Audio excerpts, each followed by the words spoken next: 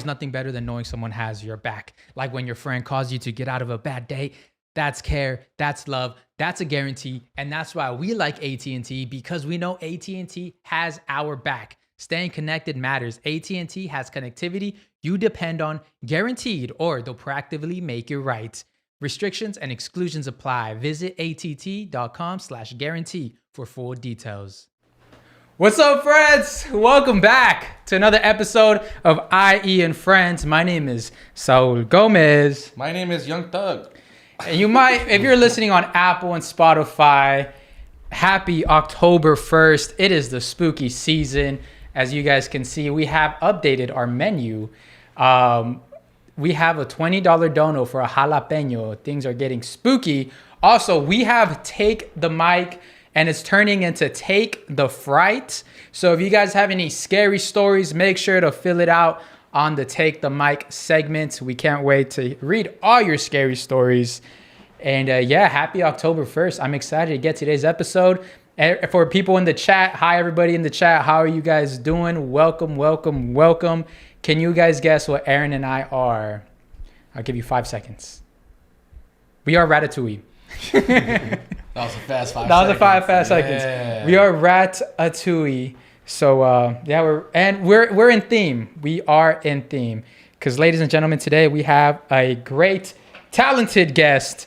Ladies and gentlemen, Hugo Gamiño. What's up, Chad? How's everyone doing today? Thank you for having me, fellas. No, of course, man. Thank you for joining us. Yeah, man. It's great. I'm a huge fan of you guys. I've been following you for a while, and I love the hustle. I'm always a big fan of dudes and females alike that are like hustling out there. So appreciate that. Shout out to you guys. No, thanks for the words, yeah, thank you. It. We always have wanted to have professionals on because we want to pick each other's brains out. We want to learn more about your profession. Yeah. And one thing I love about, but now you're a chef, but I think you're an ex-chef now. Yeah, I'm an ex. So I'm always going to be a cook. Like I always tell people, like if you ask any chef, if they describe themselves as a chef or a cook, they'll always say they're going to be a cook. But right now, like outside of being like a writer and like this storyteller, content creator, I am the head of culinary strategy for Hispanic Kitchen under the Me Too umbrella. So shout out to the Me Too family. Shout out to the Me Too family. Yeah. And yeah, I'm overseeing Hispanic Kitchen. Follow Hispanic Kitchen.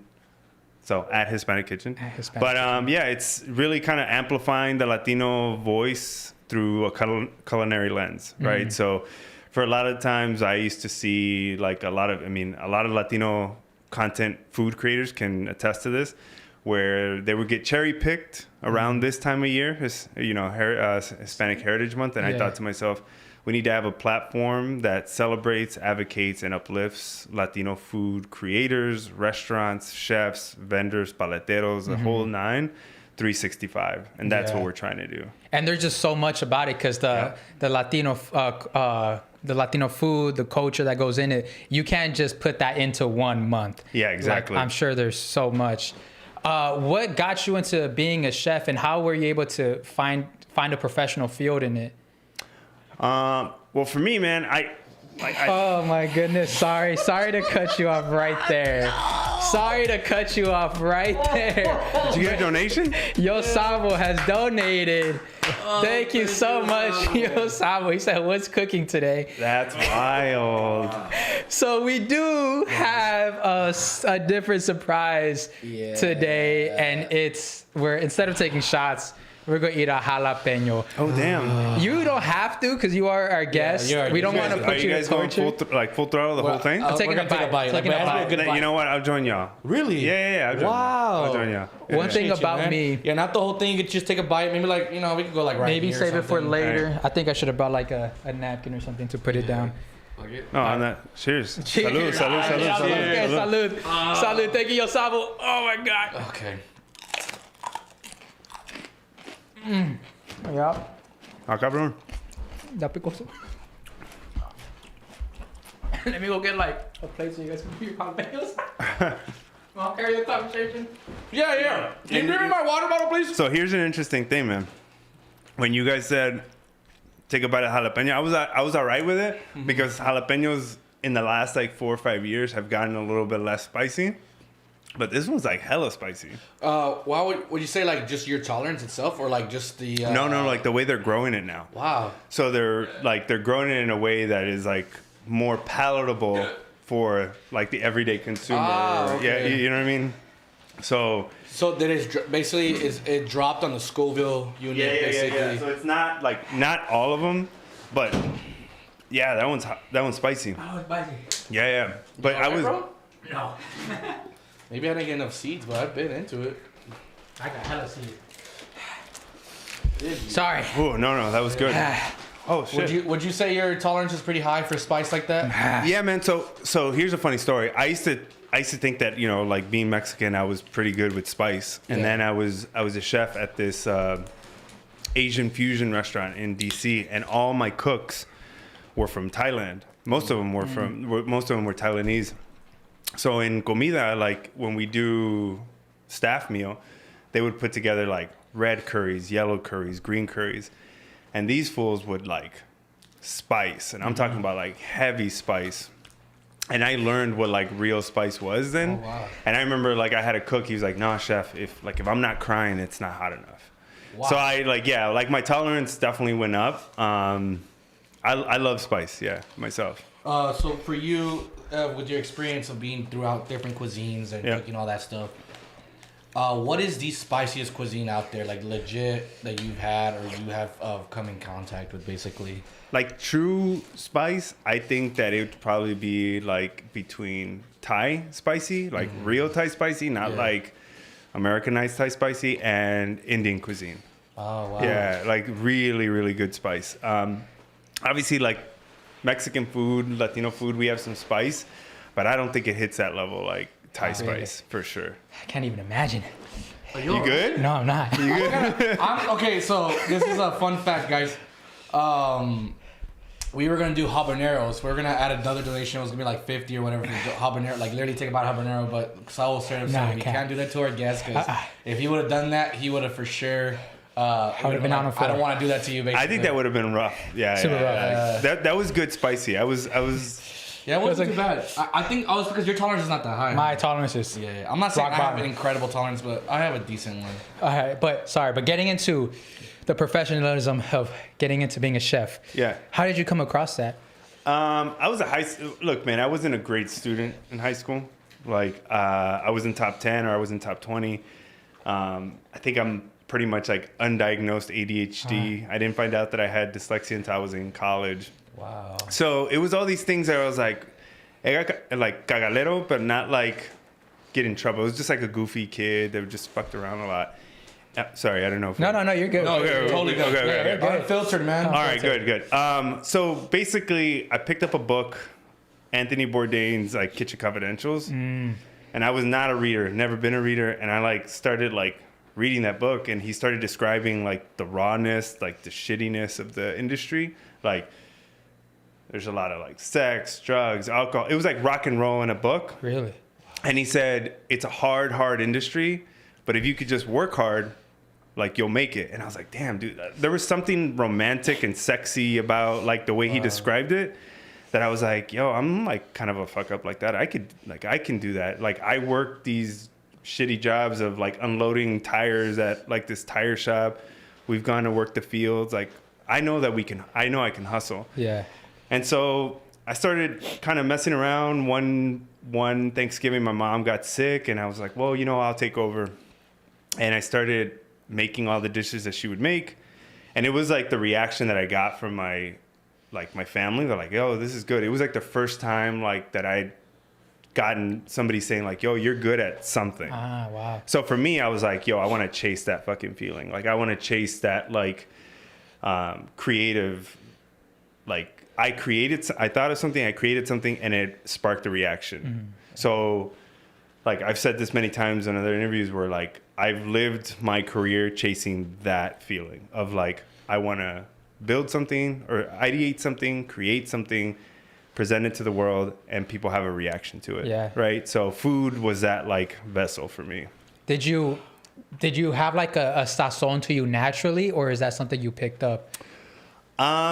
You know what? I don't think that I had a culinary voice at a young age. I really didn't know what the fuck I was doing in the kitchen, right? Like I was just in there. I was very excited to have direction. I was very excited to go to a kitchen and somebody tell me just, this is what you're going to do. This is how you're going to fucking do it. I just needed direction. Yeah. I didn't have like a path of like where I was going to go.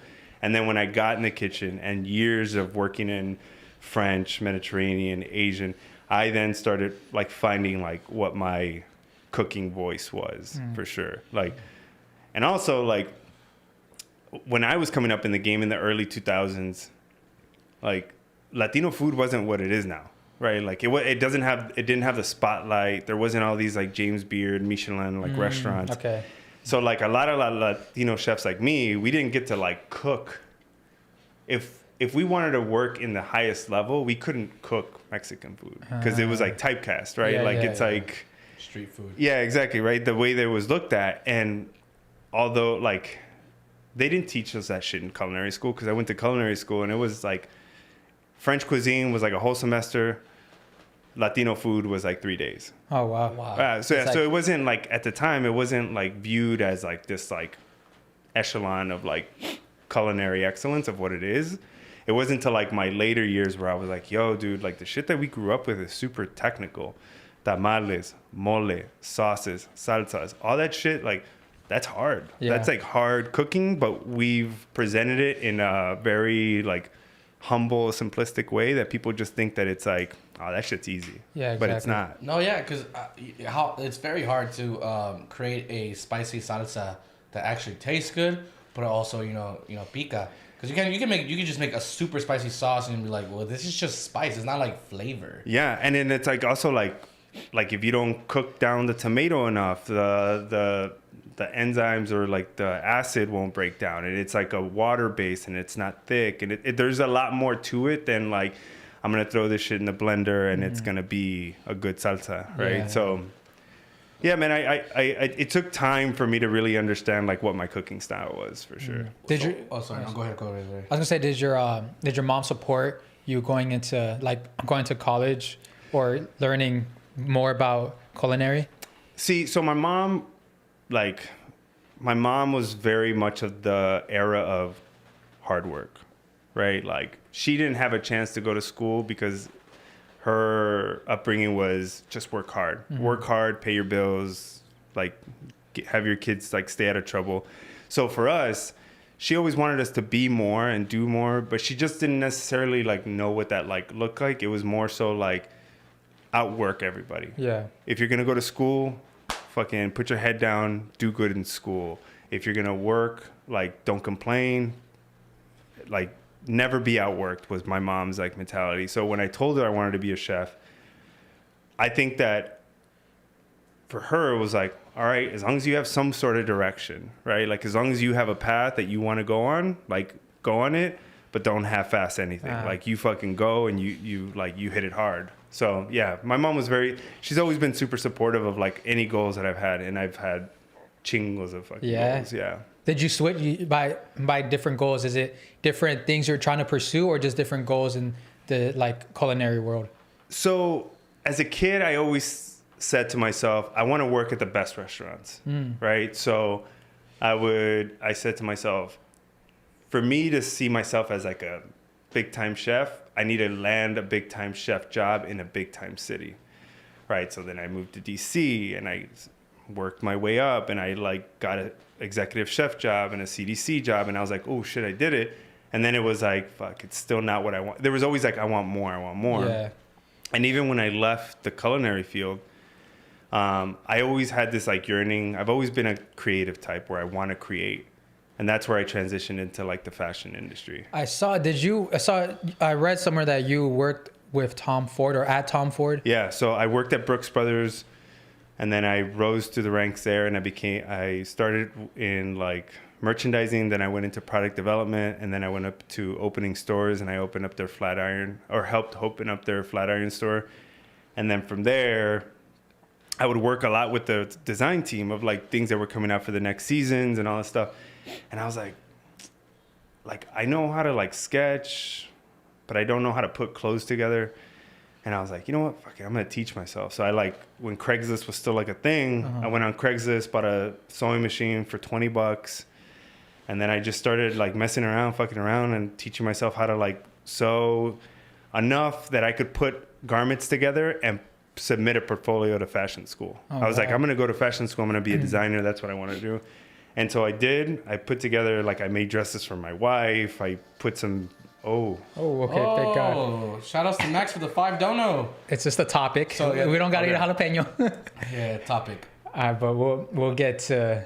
Let's finish your thought, and then we'll get to that. No, so basically I designed a portfolio. I submitted it to the School of the Art Institute of Chicago, got a scholarship, and then I went to be a fashion design student. And when I was there, I entered for Tom Ford for a year and a half. So I got to work New York Fashion Week. Oh, wow. I got to put a lot of like collections together, like during the New York, like when they were in Chicago, like putting together new campaigns. So yeah, it was like I was fully gonna go into that world. Like I was like, I was not gonna. I have done everything in my power to run away from food. Really? Yeah, and somehow like it got you. I come back. Yeah. How was that though? Like, love. yeah. How was? Did you find any similarities in those two different industries? Oh, dang. We'll get back to it. Yeah. Hold on, guys. We'll get back to it. We're in a good spot right now. So, did you find any similarities through like food and fashion? Or absolutely. Yeah, because so I always tell people I've always been a storyteller, right? In food or in fashion, like when you're putting a dish together or a new menu for the fall, right? Like you're looking at inspiration of like, you know, pumpkins, squash, all these things. Like what story are you trying to tell? It's the same thing with fashion, man. Like in a fall collection, a spring collection, a summer collection, it's like, okay, what's the new story? What's the narrative we're going to tell this time? Spring plum colors are coming out. You got orange colors are coming out. We're putting it. So you're telling a story on a plate, and then you're also telling a story as a garment's walking on a runway, right? So it's like they're both were creative outlets for me to be able to like conceptualize, execute, deliver, right? So it was like always that.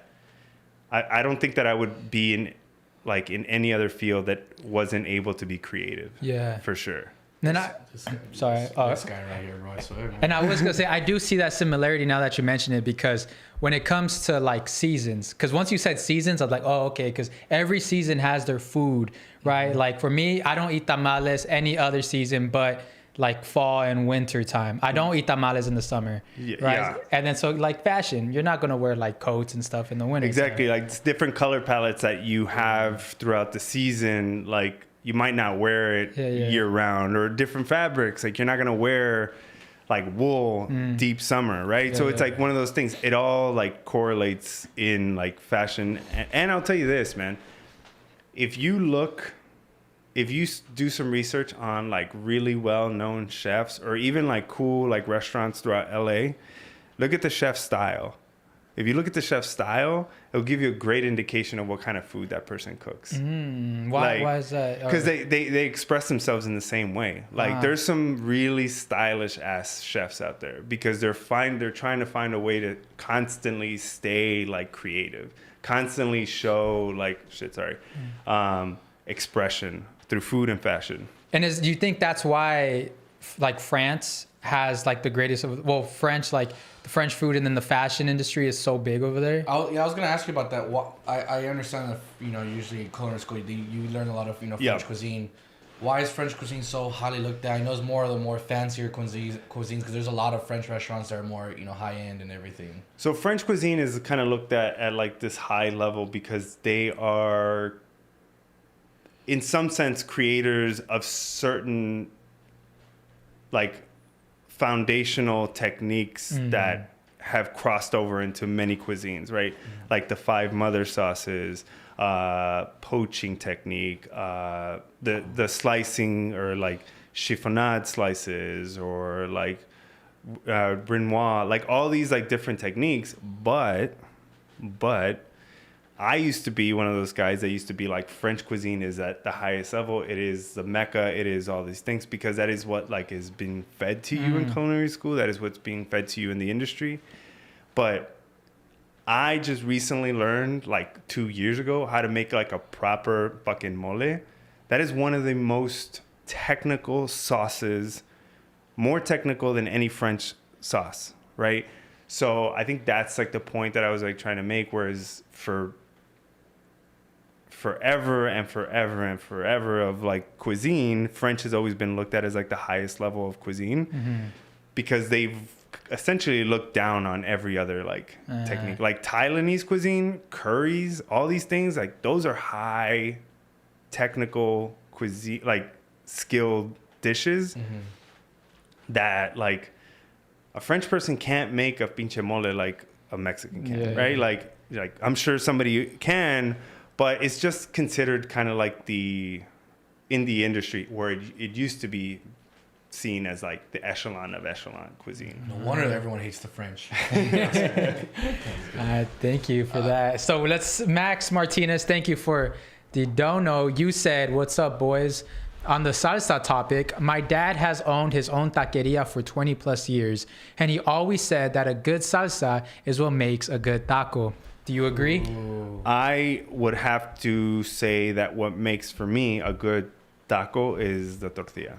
Yeah. Ooh. Yes, I think so too. I think the base of I think the salsa can enhance the taco. And that's what I look for in a taco. I want a salsa that's going to enhance it. And I also want to taste the tortilla. Like I was recently in Austin. Shout out to Nixta Taqueria in Austin. They do... There's this thing right now that's happening in America. It's called basically kind of like the nixtamal mafia, the corn mafia that's happening, where it's like a lot of chefs are going back to like the nixtamalization process where you soak the corn overnight, you boil it, you then grind it by hand, you make the masa, you season it, and you make like people are not, that used to be like old ancestral type shit that people are going back to it. Comal, if you guys have a chance to go, Mercado de la Paloma here in downtown LA, a restaurant called Comal, they're doing that. Nixta Taqueria in Austin's doing that. Annalise Taqueria in Mission, Texas is doing that. Like they're doing like where you can actually taste the corn, right? Like, so long-winded version, I agree that it makes it it finishes. It's like basically like topping it. Exactly. It's like the right. yeah. It's the right topping. I feel like the tortilla is like for me. What do you think is the most important on the taco? I think the way the carne is seasoned. Oh my god. I was gonna say a good seasoned protein. Yeah. Will always carry a taco because with that, I agree with the tortilla thing. I feel like if you have just a mid tortilla, but if you can taste that protein, it's actually well seasoned, not dry, then the taco is basically going to be at least better than like at least a 6 out of 10. Yeah. At least. I have like a little bone to pick. I don't know if you know more information about this one, but the taco restaurant in Mexico that got the Michelin star. Yep. I saw that they don't really have cilantro, cebolla, and stuff like that. It's really just the tortilla and the carne. Yeah. So are you saying like I don't understand how that's a Michelin star. Like I feel like you would need more like more toppings and make it like a little bit more like I don't know. The Michelin thing is like that's a hard one too, man, because I think that's fucking gangster, and I love the fact that they got it. Yeah, for sure. I think what was recognized, why they were recognized on it, was the quality of meat, the quality of tortilla, the simplicity of like the flavor of what it was. It's like if you, for instance, like if you would go, you'd probably be like, I don't understand it. But you're like talking about, like, I'm about the seasoning of the meat, you would go and you'd be like, oh shit, that's the best, right? Yeah. And they've also come to the States and they've done pop-ups, and people have come up and reached out to me. It's funny you say that. They've reached out to me. They're like, I don't know, dude, it wasn't all that. Like, you got to understand, man, they're not getting the same meat from the same carniceria that they get from in Mexico. They're not making the tortillas with the same, like, unless they're like shipping everything, right? Like, everything has, I guarantee you it tastes way better there than like the pop-ups that they're doing here, right? And then also here in the States, we're just so damn cynical, man. We're so like, we're going, like, a lot of people are like, I'm going to go there. I bet you it's mid. Yeah. Right. And it's like, fuck, dude, like, go in there with an open idea of like, the dude's hustling. Yeah, the guy yeah. won the award. It's good shit. Like, I don't know.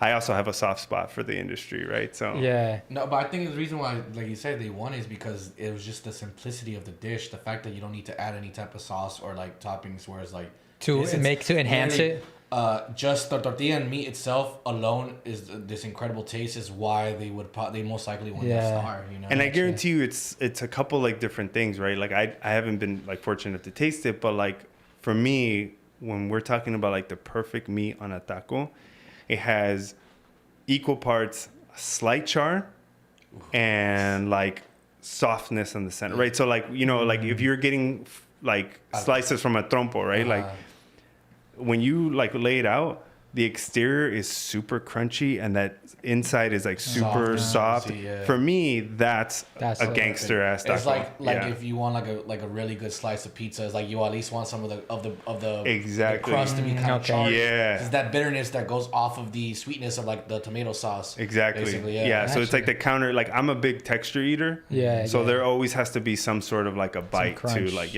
So Okay, I see now. Thank you for opening it. Yeah, up. no. I love how when he talks about this stuff, he actually sounds like Bro, I see the food when he's talking. Yeah. And then, but when I say something, it's like I just sound like a fat ass.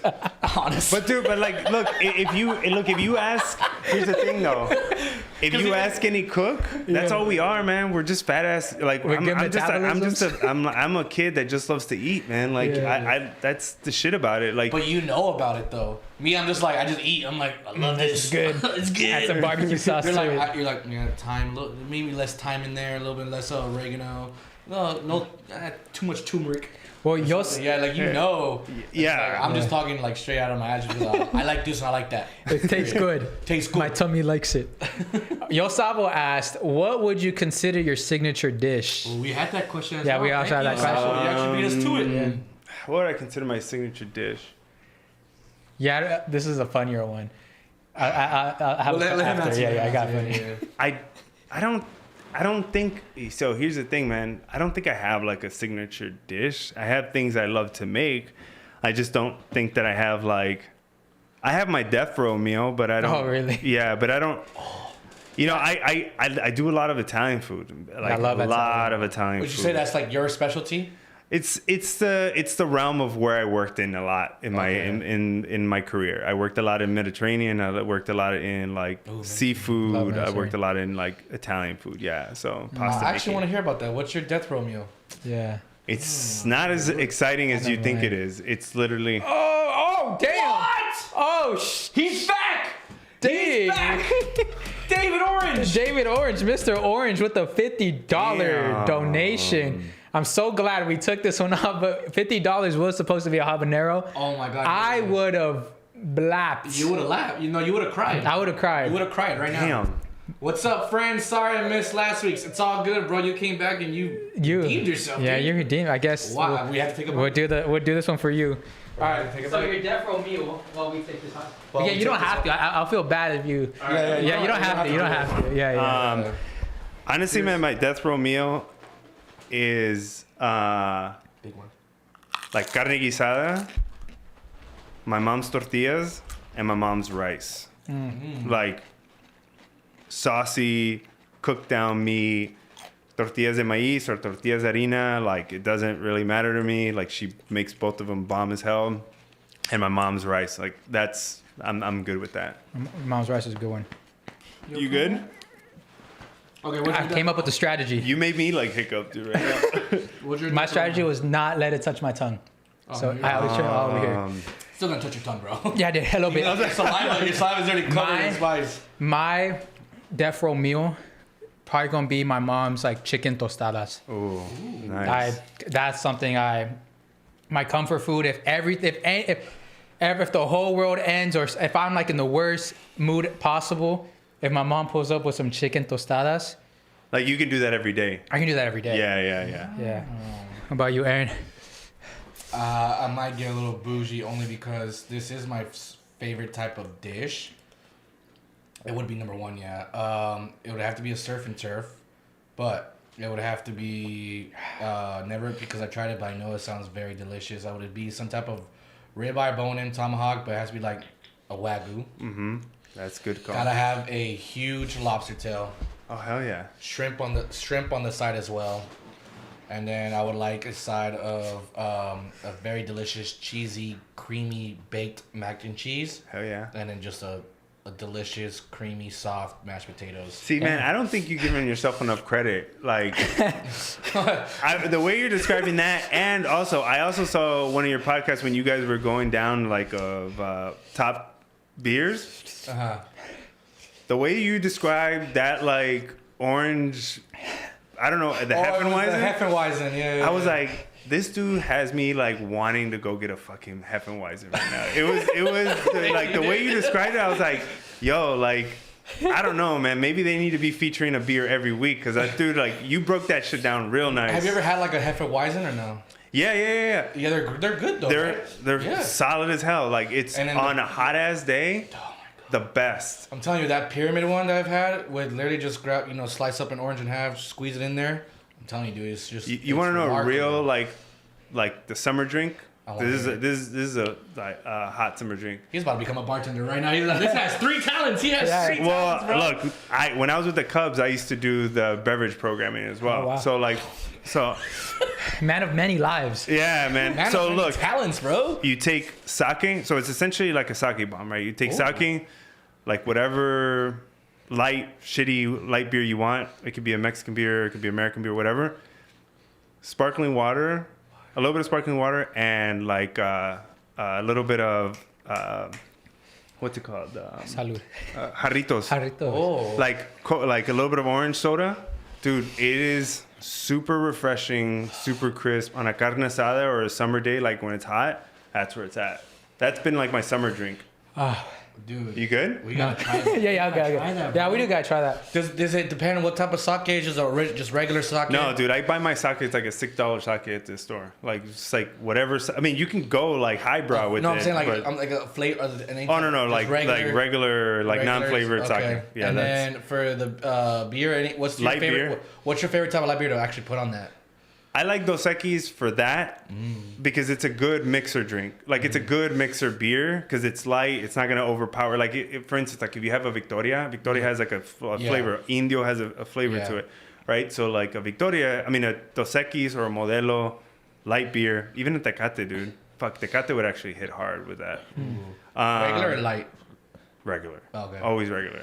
I'm a traditionalist. I'm an old millennial, dog. Have you ever had a Corona Sunrise? Never. Sunrise. What is that? It's when you basically drink or empty out half of the Corona. Yeah. Tequila, orange juice, and then grenadine on top. So literally, it looks like a sunrise, and it's a cocktail basically inside the Corona bottle. Oh shit! Oh, I have seen that. I haven't. I made some. They're actually, honestly, that's pretty underrated cocktail. Not gonna lie.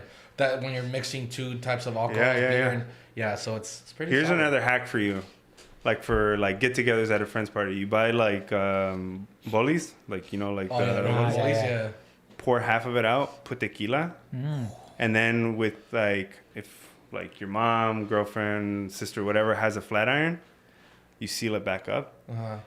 And then you pop it back in the freezer. So when you go to the barbecue, you pop open like this, it's like a slushy. It's like a tequila slushy like popsicle. Dang. I've done that at barbecues. That sounds great. It's pretty awesome. So you're saying half? No, like I would say like maybe like whatever, like an ounce like or a 2 ounce, like 2 ounce shot in there with the rest of the. Yeah. And then you just like mix it and you put it back in the freezer. And then like you have. How does it not spill when you know how like it's all in there? Because you flatten, you do the flat iron. With a flat iron, you like steam it hot, like you iron it hot, and then you put it in the freezer. I don't know why I thought you meant like a clothing. No, like a flat iron. Yeah. Okay. Like it's a good barbecue hack. Wow. We talked about your last your death row meal. Yeah.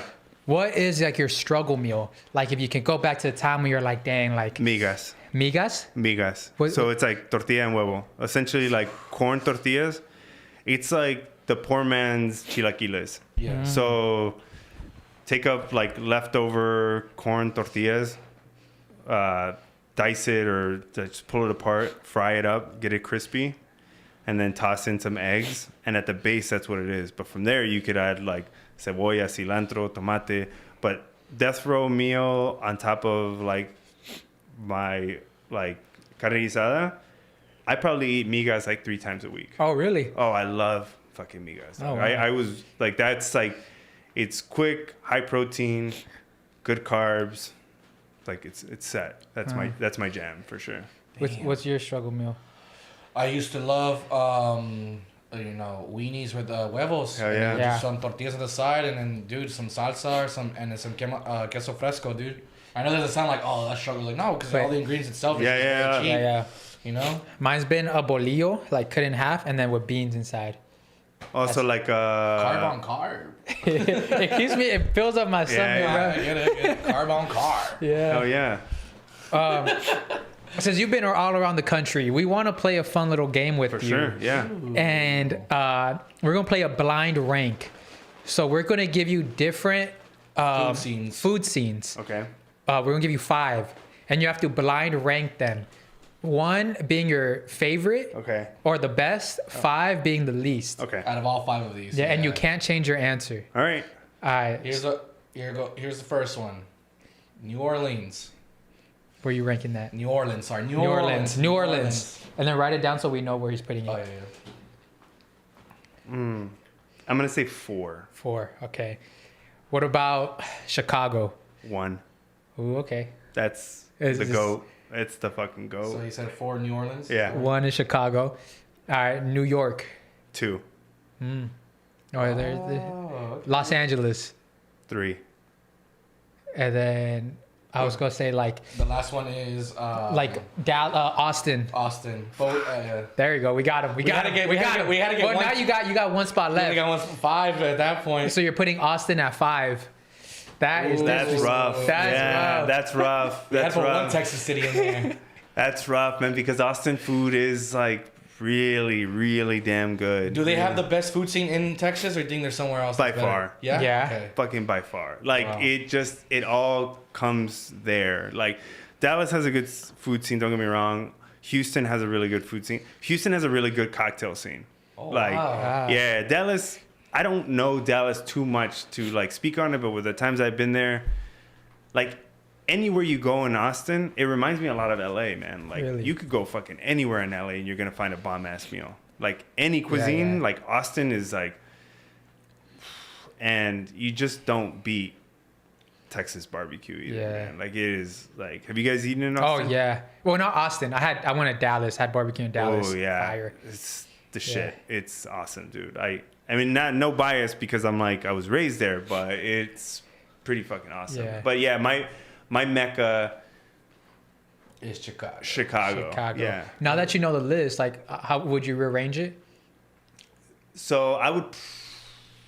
You had Chicago 1. New York No, 2. I actually feel pretty good about that because New Orleans has like a really, really like complex cuisine there. Like you can get Creole, South, like Cajun. Cajun. It's all there, man. So and then everybody else is it's one of those type of cities that people try to replicate, right? Like there's you'll go to Chicago, you'll find like a New Orleans style restaurant, but you're not gonna go to like New Orleans and find a Chicago style restaurant. You get what I'm saying? Like so like, they don't need to do all of that. Yeah. Huh, okay, so but you're keeping that list.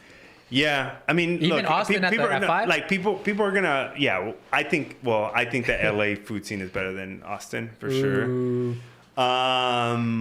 And people might fight me on the fact that the culinary world sees New York as like the Mecca, right? But I feel like they're just more. It's like more Italian and Pizza? Well, I guess No, Italian, yeah. New York is very huge on Italian. I guess you could say Chinese. they're like they compete. I would say their Indian cuisine there, their like French cuisine is like top notch there for sure. But Chicago, man, I always say this: if you live in a place where it's fucking cold 6 months out of the year, your food better be good. Like People are not trying to visit, Like, so you better have That's some what should, food. something You should bet- keep you there. yeah. I'm still one of those like masochists that's like, dude, I would move back to Chicago in a heartbeat. Yeah. Because like the food scene is just it there for sure. What would you say is out of those 5 is the most multicultural, where you can always find like a banger spot for like multiple different types of cuisines, basically? New York Yeah. and LA for sure. nice. Like New York and LA, like you can't compete with like the diversity of. I mean, Chicago has a shit ton of diversity, but not anywhere near of like what New York and LA have. Yeah, like just it's. I think that's like the beauty of like LA is like every single time I come, I can find a new spot. Yeah. And then for you, so you said New York, you know, it's like Italian, Chinese, Thai, and there's other. I mean, stuff. it has everything. Yeah. For you, LA, what are like the most ones where you know for a fact you're gonna find something, and it's like like different types of cultures, basically. Like restaurant types? Yeah. Besides, you know, of course, there's, you know, Mexican, of course. Korean food. Oh yeah, like Los Angeles Korean food. I think Los Angeles Korean food is up there. Like I don't think that New York matches LA Korean food. I'm trying to think of something else. Their sushi game out here is fire. Like I think that those two, like the Asian cuisine here, I think they win outright for sure. Yeah, I've actually randomly 1 month ago actually had a very random Mediterranean spot, and I literally had like a gyro for the first time. Oh really? The best, dude. Yeah, whoa, I was like, whoa. Yeah, the gyro, like the gyro describes what I was telling you earlier about having like the crispy skin, but I mean the crispy meat, but like soft. Yeah, that's like dude, they stuffed that. I couldn't even pick up the I'm stuck with the pita bread. Yeah. I couldn't even pick it up because it was like stuffed with just meat and like the toppings. I was like, dude, I'm gonna have to just like literally just like. Like just like that. I have to just bite the top, like the protein first, without the. Next time I come to LA, like I gotta take you guys on like a day of just eating. Please. Yes. We'll do a whole. I would love recording. Please, I'm not even lying. Yes, we'll get like a tour bus. Like we'll get like a cool little Sprinter van and we'll make it happen. 100%. Dude, I'm telling you, I'm so down. I'm so down. The beauty of like working in this industry is hitting up your homies that are chefs or cooks or whatever. And anytime like my friends would come to my restaurant, we like throw food at them. We're like, yo, try this. This is off the menu. Do this. Like, I was just recently in Austin and I took like a production team like from Los Angeles, and we went to shoot something. And I was just bouncing around, hitting up all my homies' spots, and they were like, "Dude, they were like, I can't eat anymore." Like, I was like, "Dude, you got to be ready when you're coming." It's like you better come hungry. Yeah. I grew up the way I grew up was my mom was a really picky eater. Like everything was plain. Like I grew up eating hamburgers plain, tacos no cilantro, no cebolla, no crema, like really plain. We had to make him eat sushi. Really? No, not me, my brother. You didn't. I ate sushi. No, it was like we. My first time eating sushi was with Hugo and Hans. I remember because it was such a big thing. I was like, "What the heck is this?" The fact you didn't like sushi. Yeah, so I had no I just had no palate because I just didn't know. Even my brother to this day, like he's still chicken nuggets. How are you at right now? Now I want to try everything. Okay. Shout out to my girlfriend. She's in the chat. She's been putting me on a lot of food, but Mediterranean diet. She put me on Mediterranean, yeah. But I'm at a place where I want to try everything. If it looks weird, I even want to try that. I want to go. That's a rule I have with my two boys, man. Like it's start them young, and like the rule is you try it, and if you don't like it, like at least you tried it. Yeah, but it's also like the rule of the house is like you got to tell me what you don't like about it. Like I want you to like at least try to like think about it's too salty or it's bitter, like. Because I think it's also important that, like, you know how to, like, speak about it, right? Like, I don't like this because, there's, like, a textural thing. It's too slimy. Like, that's also good to know. Because then you can fix things. Yeah. Because, so I'm up for, like, eating and trying anything. Do you like oysters? Love it. Yeah. I had oysters last night. It was actually fucking awesome. I love oysters, only the, like... the Latin way, the Mexicano way. Oh, like okay, I can't do it. The like just the whole horseradish, and I just can't. Like for me, the way it tastes the best is Salsa. The limon, salt, a little bit of salt, pepper, salsa huichol, hot sauce like tapatio, whoever they have, and then a little bit of your beer. That's my favorite way of doing it. That's how I like oysters. Yeah, like just horseradish and all the other stuff. No, my favorite way of having it is like a cucumber mignonette. So mignonette means basically like diced up, really thinly sliced or thinly cubed. Okay. Yeah. With like almost like a vinegar style, like apple cider vinegar or like a pickle, some sort of like a pickling. Something that's pickled? Yeah. that, like the acidity of it with like the saltiness of like the brininess of like the oyster, dude, it's fucking fire. Yeah. With a little bit of hot sauce is even better. Fire. I've also had that's very delicious is oysters, Rockefellers. So this when they're baked, they're cooked. Yeah. I don't know about that one. I don't know. Dude, it's so good. It's so good. So good. Yeah. So Okay. Vegas, thank you. Do you, when you go to restaurants, do you like kind of like not judge the food, but you're like, I think I could have done something differently here? No. Never. Because I know how fucking hard that industry is, dude. I know how hard these people are working. First of all, fuck, you just open up a can of worms of like, I don't like Yelp. I don't like Yelp because I mean when I was working as a chef, Yelp was barely like coming on board, and it just like basically gave anybody a platform to go in and shit on your work, right? No, man, I pay more attention to the service aspect of it. Are they attentive? Are they like wiping down a table? Are they like getting you new plateware? Like, is your fucking fork and knife like all gunky as shit because you went through appetizers and a salad and they don't replace it? Like, it's those kind of things where like service, I look at service, but I never judge like, oh, this I could have done better. Like, you definitely have bad meals. Don't get me wrong. Yeah. Like, you definitely have meals where you're like, oh, fuck, this wasn't good. But I'm not gonna go and shit on them because it's so hard, man. It's so fucking hard to do what they do. Like, what arrives in your table took like hours, weeks of prep, ideation to like even a fucking taquero, man. Like a taquero, like he was up at fucking 6 or 7 in the morning going to the meat market to go get that shit, or the night before marinating it. And I think that that's where I have like a lot of love for the industry, where I'm as far away from being pretentious when it comes to the food and cooks, because I know how hard that shit is. Yeah. And like if I'm at a table with people I don't know and they start doing that kind of shit in front of me, I'm like, yo, cut that shit. Yeah, because you know the dedication and hard work I'm like, don't do it. I was like, don't do that. Especially cooking for strangers. It's not like just cooking for your family. You're cooking for strangers that are gonna like it's whether like it's that rep of like knowing if people want to come back or not. Yeah. Like you said, like, too much people have too much power, and it's like, because I can never trust a Yelp review only because it's gonna be sometimes they're gonna be just bad day. And they're like, oh, the service was shitty, blah blah blah. It's like, but how were you? Yeah, man. Like, how do I not know you were just being an asshole that day? Yeah. And then they were just like not trying to play to your like you being an asshole. It's like, and we live in this world where it's like quick accessibility of like, let me tell you, right? Like, let me tell you this fucking place that I went to, and that's why I tell people all the time, like, even with like on Hispanic Kitchen, I never do food reviews. I just put people on to places, right? Like, I've gone to places that I might not like, but I'm not gonna like fucking shit on them publicly, man. That ain't good for them. Like that ain't. So like, if I love a spot, I'm like showcasing a spot. I'm talking about the spot. And there's spots that I just go and I was like, it wasn't that great, but like I'm not gonna like, yo, I give this place 2 stars or 1 star. Oh, it's overrated. Or like, no.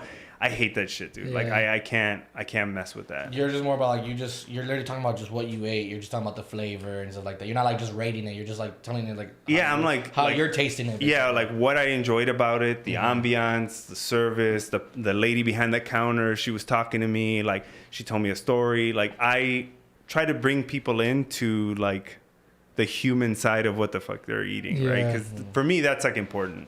And then food comes from love, because at the end of the day, like you're making something that someone's going to enjoy. It's going to go in someone's body, and there's just so much that, like you said, there's a whole preparation. So people are really they have other people in mind when making food, which I think is super special. It's like such a, I mean, you're I'll give you an example, man. I went to Austin recently, and I'm using Austin because I just was there, but we were making tortillas.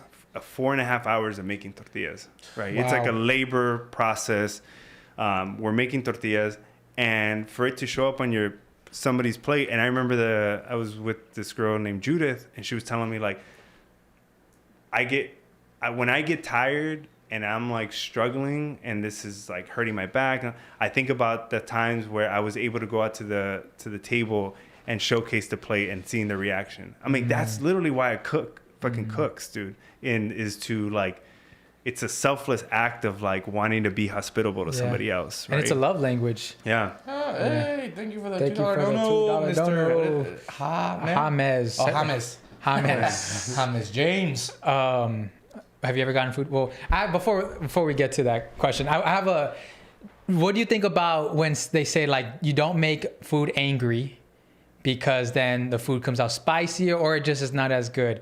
Have you heard that saying? I think emotion really dictates how you make shit, because like it's not even so much that you over season it, but you might overcook something, you might like lose track of time, you might like it's gonna fuck your meal up if you're in a bad mood for sure. I 100% agree with that. Like you might over season something. I was in a hurry. I need to put this out for sure. Like when you are not in it. That's what I tell people all the time, like to that question that you asked me earlier. A bad meal for me is when I could tell that person doesn't want to fucking cook.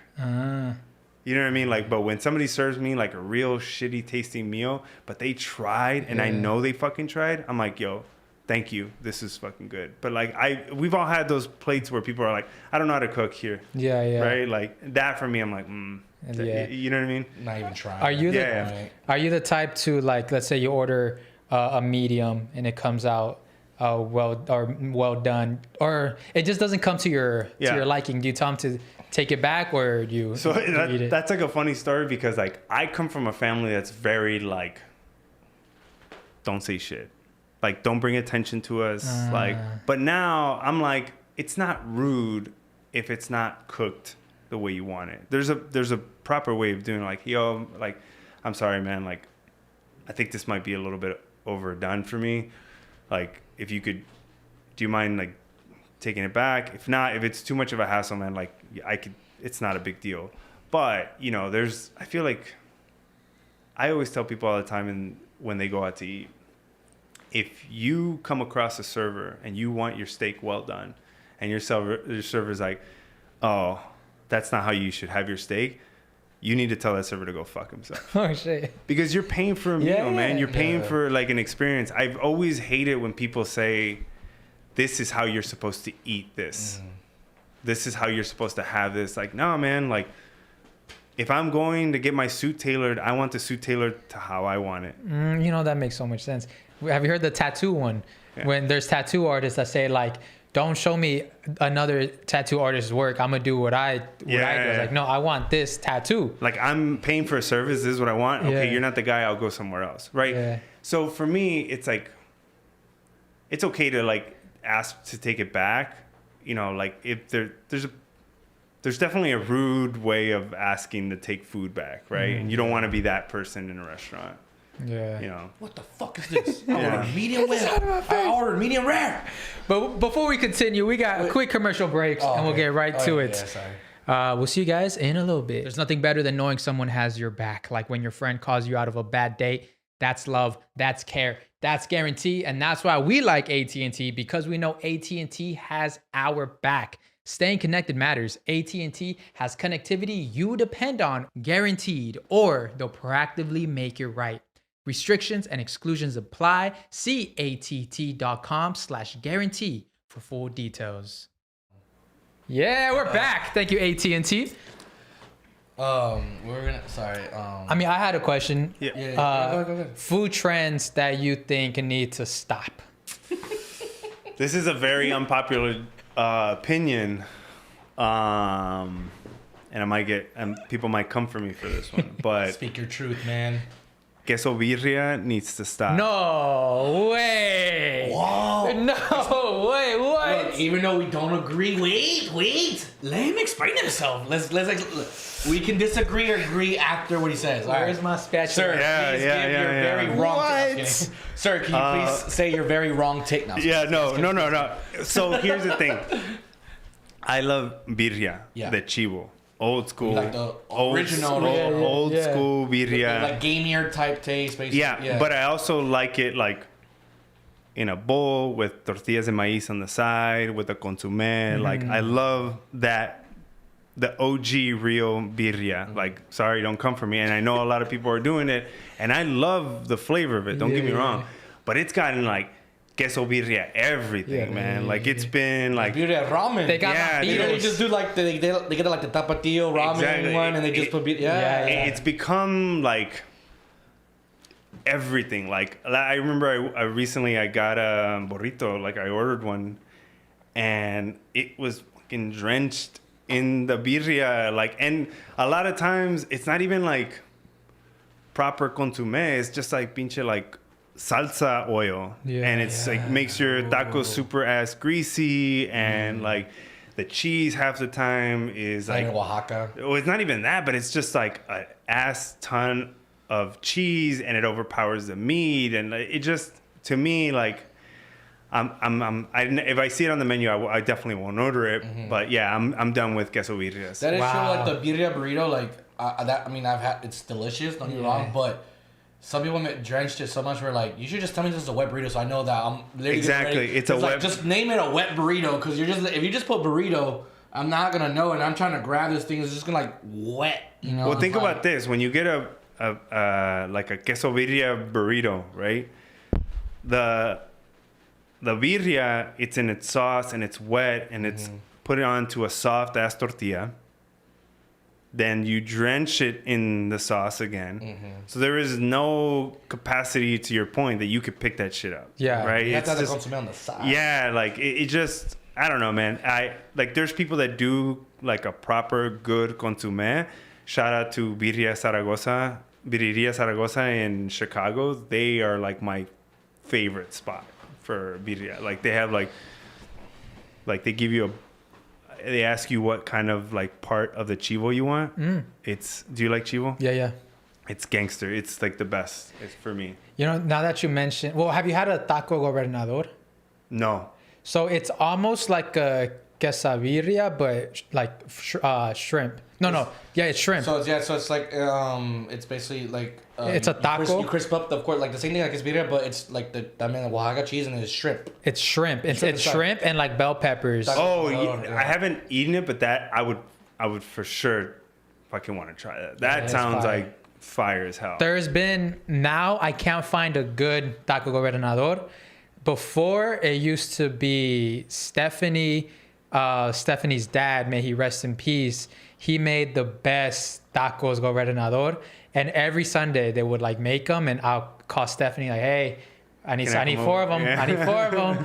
And then she was like, I'm gonna learn the recipe, I trust. And it never came. And like that's the memory I have of like her dad. It's just like, and those tacos were still to this day, I've not been able to find something like that. Your favorite food? My favorite food, but nothing has been able to replicate it. That's the beauty of food, man. I tell people all the time, man, food is like a vessel to storytell. Oh, I love There's that. a story. You eat something, and it'll take you.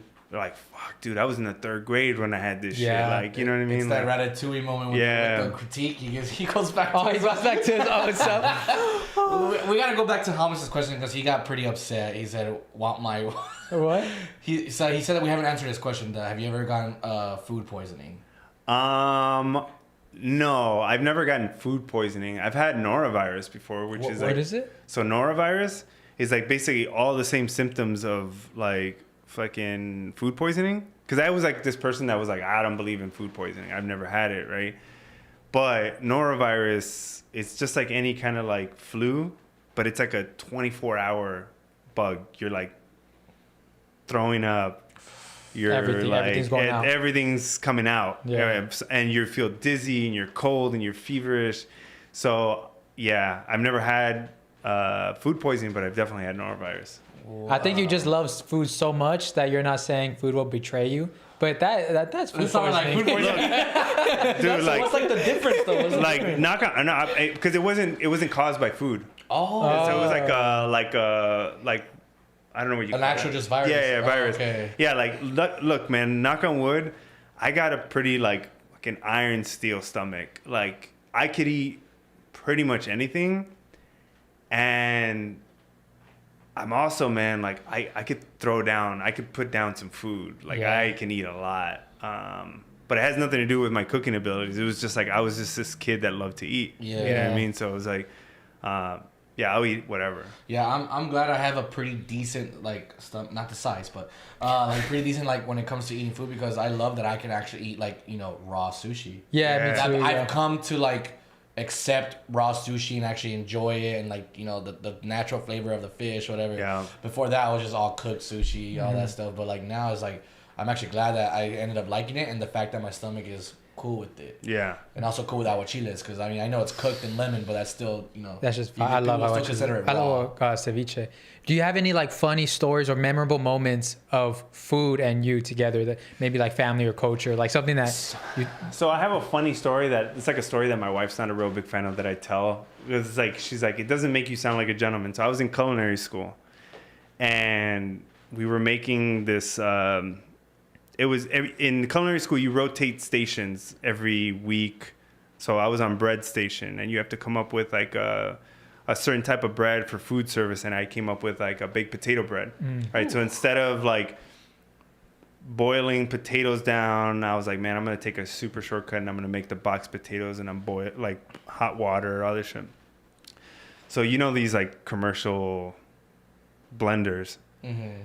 I poured the boiling ass hot water with the mix, all this stuff. And rule number 1 is you always check the speed handle. Like you always check like that it's on 0 and not on 10. Well, this thing was on 10, right? So as soon as I like clamped it, pressed the button, like in boiling water, like splat it. But no, that's not the problem, dude. The problem was my classmate, she was right next to me.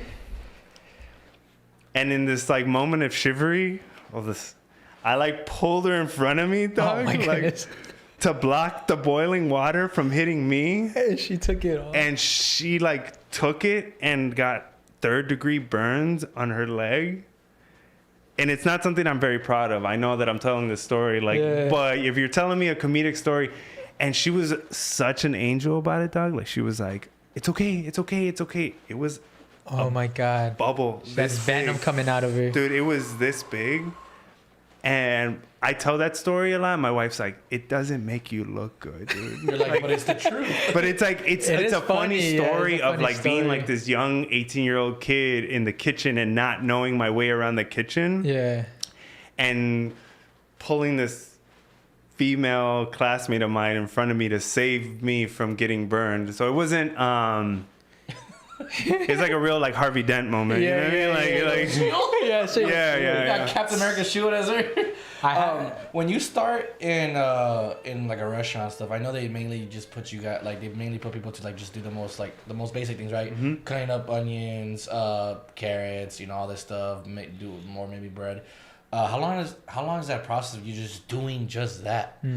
Like when you first go, you're not a sous chef. What is your title basically? Well, every restaurant's different, man. Like you get like you get a position, like a station. Yeah, like you a lot of times you start on prep. Like prep means you are the guy that comes in early in the day and you're dicing onions, you're dicing. She's scared. What is that? When someone subscribes. What did it say? Puro taquacheando ka. I thought someone hacked into your thing. I know. I was like, damn, dude. I was like, whoa. Thank you for subscribing. Thank you. That's so good. I forget I add things. No, yeah, it's like you're in a station until the chef feels like you can move like different station. But there's this thing called like stage. Stage means like you're an intern, right? So you go to different restaurants and you stage, and a lot of times they put you to do like the shitty work. And I'm talking about shitty work of like you're plucking parsley by hand, individual petals for like 3 hours, and that's your job for fucking 3 hours. God. Like the working the kitchen is two things. It's consistency and routine. That's it. And then you're just basically earning your way. Yeah, you're just like, okay, you've mastered that. We can then put you into this station. And then you're just kind of like growing through the rankings. And like before you can really run a kitchen, you have to be able to be fully knowledable of every station. So in the kitchen, I know maybe it's different for each, restaurant and everything. Well, who is the top chef? Because I know there's different titles. There's like executive chef and there's chef de cuisine. like, what's the top title basically, or is it those are the same thing? So executive chef is usually like half the time. Executive chef is usually kind of like the chef, like the main guy, right? Like a lot of times it's like chef owner, executive chef, but CDC is like your everyday guy. Like that's like your everyday point person. That is the guy that's really, really running the kitchen. Like executive chef, a lot of times, not in super high level kitchens, is usually the guy that's comes in, reviews the menu, everything's going good, cool, okay. I'm gonna go like have a conversation with this person at the bar, like running through the kitchen. But CDC is the guy that like putting together the menu, like how are we switching out the menu, like putting in orders with this sous chef, and how do we conceptualize the menu. So like the CDC is like, you land a CDC job and you're just like, fuck yeah. Like that's what you're working for. You're working for like a CDC role. And is it true that most of the time, like even like if you're the top chef in the kitchen and everything, you're not really doing any of the cooking, it's only your sous chefs cooking? Oh yeah. They usually just come in and maybe just do maybe some of like the final touches or something? Yeah, man. So essentially like one of my friends said it best, man. Like when you are not, and mind you, not all kitchens are like this, right? Like some kitchens, people are still getting in the grind and all that stuff. But if you're like a CDC or an executive chef, you're essentially just expediting. Like you're calling orders. You're like the conductor, right? So you're there and you're telling people, okay, we got 6 halibuts on 6. We got followed by 2 turbos, 3 fillets, medium well done. Stop. Yes, chef. Boom. Okay. Table 6. We're gonna run on potatoes. We need 2 Caesars. Like you are like managing the show. Like you are like, and essentially like as a cook, you're in your station and you're not even fucking looking. You're like listening. You're just listening to orders, what pertains to you. It's like I mean, you guys follow football, right? Yeah. It's like a football play. Not everything applies to everybody. They're they're waiting for that one thing. Like I write all linemen are blocking right, right? So like if I'm on the saute line, I'm just waiting for my order. Like what are the 3 dishes, 4 dishes that I have on my order? Everything else. But you also got to be very vigilant. Like if I'm on saute and oh boy's on the grill, I then communicate with my guy like, yo, how far out on filet? I got 3 minutes. Cool. That gives me, okay, now I got to fucking do this. I got 3 minutes on this. I'm like, yo, Jose, like, how far are we with those like oysters? I was like, I'm running out right now. Okay, 2 minutes out. Boom. And like everybody's talking. Everybody is like, but you're never basically looking, you're just communicating. No, you're just like communicating. You're also like sometimes like you're watching homeboy like making something else. You're like, okay, that's coming out of the fucking fryer. I got to put this in the oven. And you're like mentally just like talking to yourself the whole time. Like you're just like, and then you better pray to God that you heard chef call the order, call back the order, don't fuck up the order. Yeah. Right. That sounds scary. Yeah. So you're just like, it's like, but honestly, man, like that's the fun part. It sounds like the game, like when you're training, you're finally on the field. Exactly. Like you're like, let's do it, let's go. Like when you're in that moment, dude, like time is like flying and you're like moving and you're just like, oh, it's like, have you guys ever ran like a 5K, 10K or anything like that? No. I always tell people all the time, when people run races, they don't talk about the good shit. Everybody talks about the shitty parts of the race. They're like, oh, fuck, I was cramping up at mile 2, mile 3. That's how you are after service. You're like, yo, dude, I was so far behind on the fucking halibut. I really thought I was going to fuck that. But, like, we got it out. Yeah. Like, so it's like, that's the best part of it. Wow. So go. Sorry. So one thing that I wasn't aware of, and it never really crossed my mind, was maybe a month ago, a couple weeks ago, there's a chef from...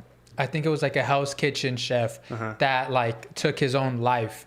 Yeah. And then I started thinking about that. I was like, that never came across chefs and the mental health of chefs.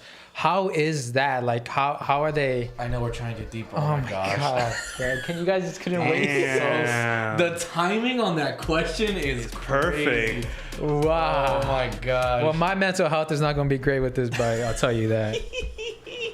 Well, you know we gotta try to at least finish this. Thank you, David I think Orange. we like after this donation, maybe 1 or 2 more. We should finish this entire jalapeno, bro. You should. Why'd you give me that look? Bro, you speak for yourself, bro. How many seeds you got? There's a lot in there, bro. My thing looks yellow inside. Mine's. I don't know how people No, look you know yellow what? inside. Here. Oh, you joined us? Yeah, I joined you. Wow. Yeah. Shout out to you, David Orange. I felt bad for you, bro. Oh, God.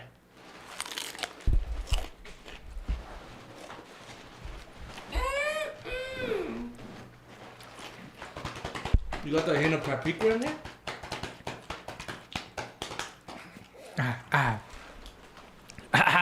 Damn, that one went straight to the throat. Oh, $10. Oh, that means Aaron gotta throw an ass in a circle.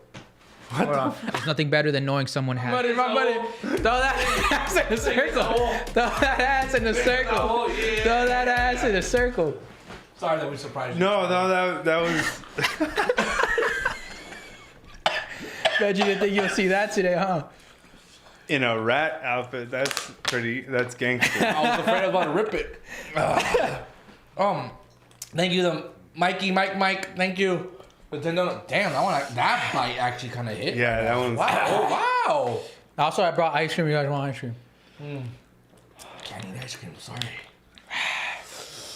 What were we talking about? Oh yeah, It was a perfect transition. It was a perfect transition. So yeah, he was asking, with your experience or in your opinion, from what you've seen, is there a lot of like basically like sadness or depression within chefs because like all this like just this, or how would I say it? Just like pressure and just to be great and almost perfect almost every time and everything like that. Is there something that you probably experienced or you've seen before? Is it like, or you just kind of, it's like something like you haven't really seen? I saw it and I experienced it. Wow. Like one of the big things for me, like when I was contemplating leaving was like, you get to a point where you're every day you're looking for consistency, that you're making the same thing and you're striving for perfection and you're striving to be better. You're striving to be more innovative. And it's a constant moving goalpost, right? So you're like always chasing this impossible thing, right? Like to be better. And you got these guys that are working with you 16 hours a day, 6 days a week. You don't see your family. Like you're grinding it out. And again, you're doing all these things, and then somebody comes in and says, yeah, man, fuck that place. That place sucks. They overcooked this. And you're just like, some people lose their careers. Some people lose their finance, all this shit, right? So, like, long story short, for me, I went to a spot where I was like, I saw friends shooting up. I saw friends, like, bleeding their nose fucking dry from tons of, like, drugs. High like alcohol rate because like you would go after service and you would just want to decompress and so you'd stay out till 3 a.m. drinking like crazy. But for me it was it's the pressure, man. I think that's why there's a lot of depression in it. Like I think that they're like, have you guys seen The Bear? Yeah. How's that like? I think that show, season 1, I think season 1 really depicted the industry, like the pressure of a cook, the pressure of wanting to be great, of wanting, especially for people that came from like a poor upbringing, like I did, that you're desperately trying to be at the highest level. That was very accurate. It was like PTSD for sure watching that show. I was like, and that guy did have it from his own mentor basically. Yeah. So it's I think it's getting a lot better. Like I think when I was there, I think I was like the last era of like the screaming abusive chefs that would throw shit at you. Oh, wow. Fuck. The stupid. What am I? Yeah, like that sandwich. would like. I mean, I had a chef once like grab me and pull me up on the fucking wall for fucking up like a dish. I had one time I was like tornading, like it's a technique of like cutting carrots, and he came with like I was like spending like an hour and a half of doing that shit. And mind you, no chef wants to waste food. Yeah. Like they're not about wasting food. But he pulled up a fucking trash can and like just threw all my shit away, and then just like quietly came up to my ear, and he was like, "When I ask you to cut carrots like a piece of shit that you are, cut them how you want to cut them. But in my restaurant, you ask me first." So it was like, you know, I came from that era, right? So it was like, and you're always on. So like when I'm telling you that you're on the line, and you're just like, don't fuck up, don't fuck up, don't fuck up, don't fuck up, for like 16 hours a day, where it's like, you know what I mean? Like you're in that mindset. I think that like that anxiety carried on to a lot of the work that I've done over my career. Like, I got to be better. I got to be better. It can't. I'm chasing perfection. I'm chasing perfection. It has to be better. It's not good enough, and you're never gonna find perfection, right? Like, but yeah, it's a pressure cooker for sure, man. Would you say that type of style is helpful, or is it just straight up just is not at all? I think it was helpful because it changed. It made the industry change. Like, for instance, like I would never, when I was a CDC or executive chef, I never ran my kitchens like that. It's like parenting, right? It's like if you came from an abusive household and you want to break generational trauma, you change the game. It's hard on you, but you want it to be better for the people that come after you. I think a lot of chefs right now that came through that like toxic ass time are changing the guard of the mentality of like how we run kitchens. We want people to be able to go home and see their families. We want them to have some sort of like balance in life, right? But yeah, I mean, I think that it's good because I'm glad I went through it. It sounds really masochistic, but like I'm glad I went through it because it's helped me be a better leader. I'll tell you that. Yeah, for sure. Because I don't want to ever have my team ever feel like that about me. It was just a learning experience for you, basically. Yeah, man. I mean, it really like taught me, because, you know, maybe it was like being a Mexican, but my mentality was like nobody was going to fucking outwork me. Yeah. Like I was going to grind it out. Yeah. What's been the piece of advice that has stuck with you the longest? The best advice I always had was, and I use it to this day, is like nothing is perfect, but every single day you show up with perfect effort, seeking perfection. Like whatever your name's attached to, have some fucking pride behind it, right? Yeah. I think that's the best advice. It was like somebody once told me that when I was a young cook, they were like, you got to pretend that the name on the marquee says Hugo. The menu is Hugo, right? Like, so if this was your restaurant and your name was attached to it, like how much more effort would you give, right? So like, I think the best advice I ever got was like, if your name's attached to it, like you better outwork, outshine, be the most creative person. Yeah. So have some pride in your name. Yeah. What, to you and on your experience, what is the importance of food and basically just like in culture, community, anything like that?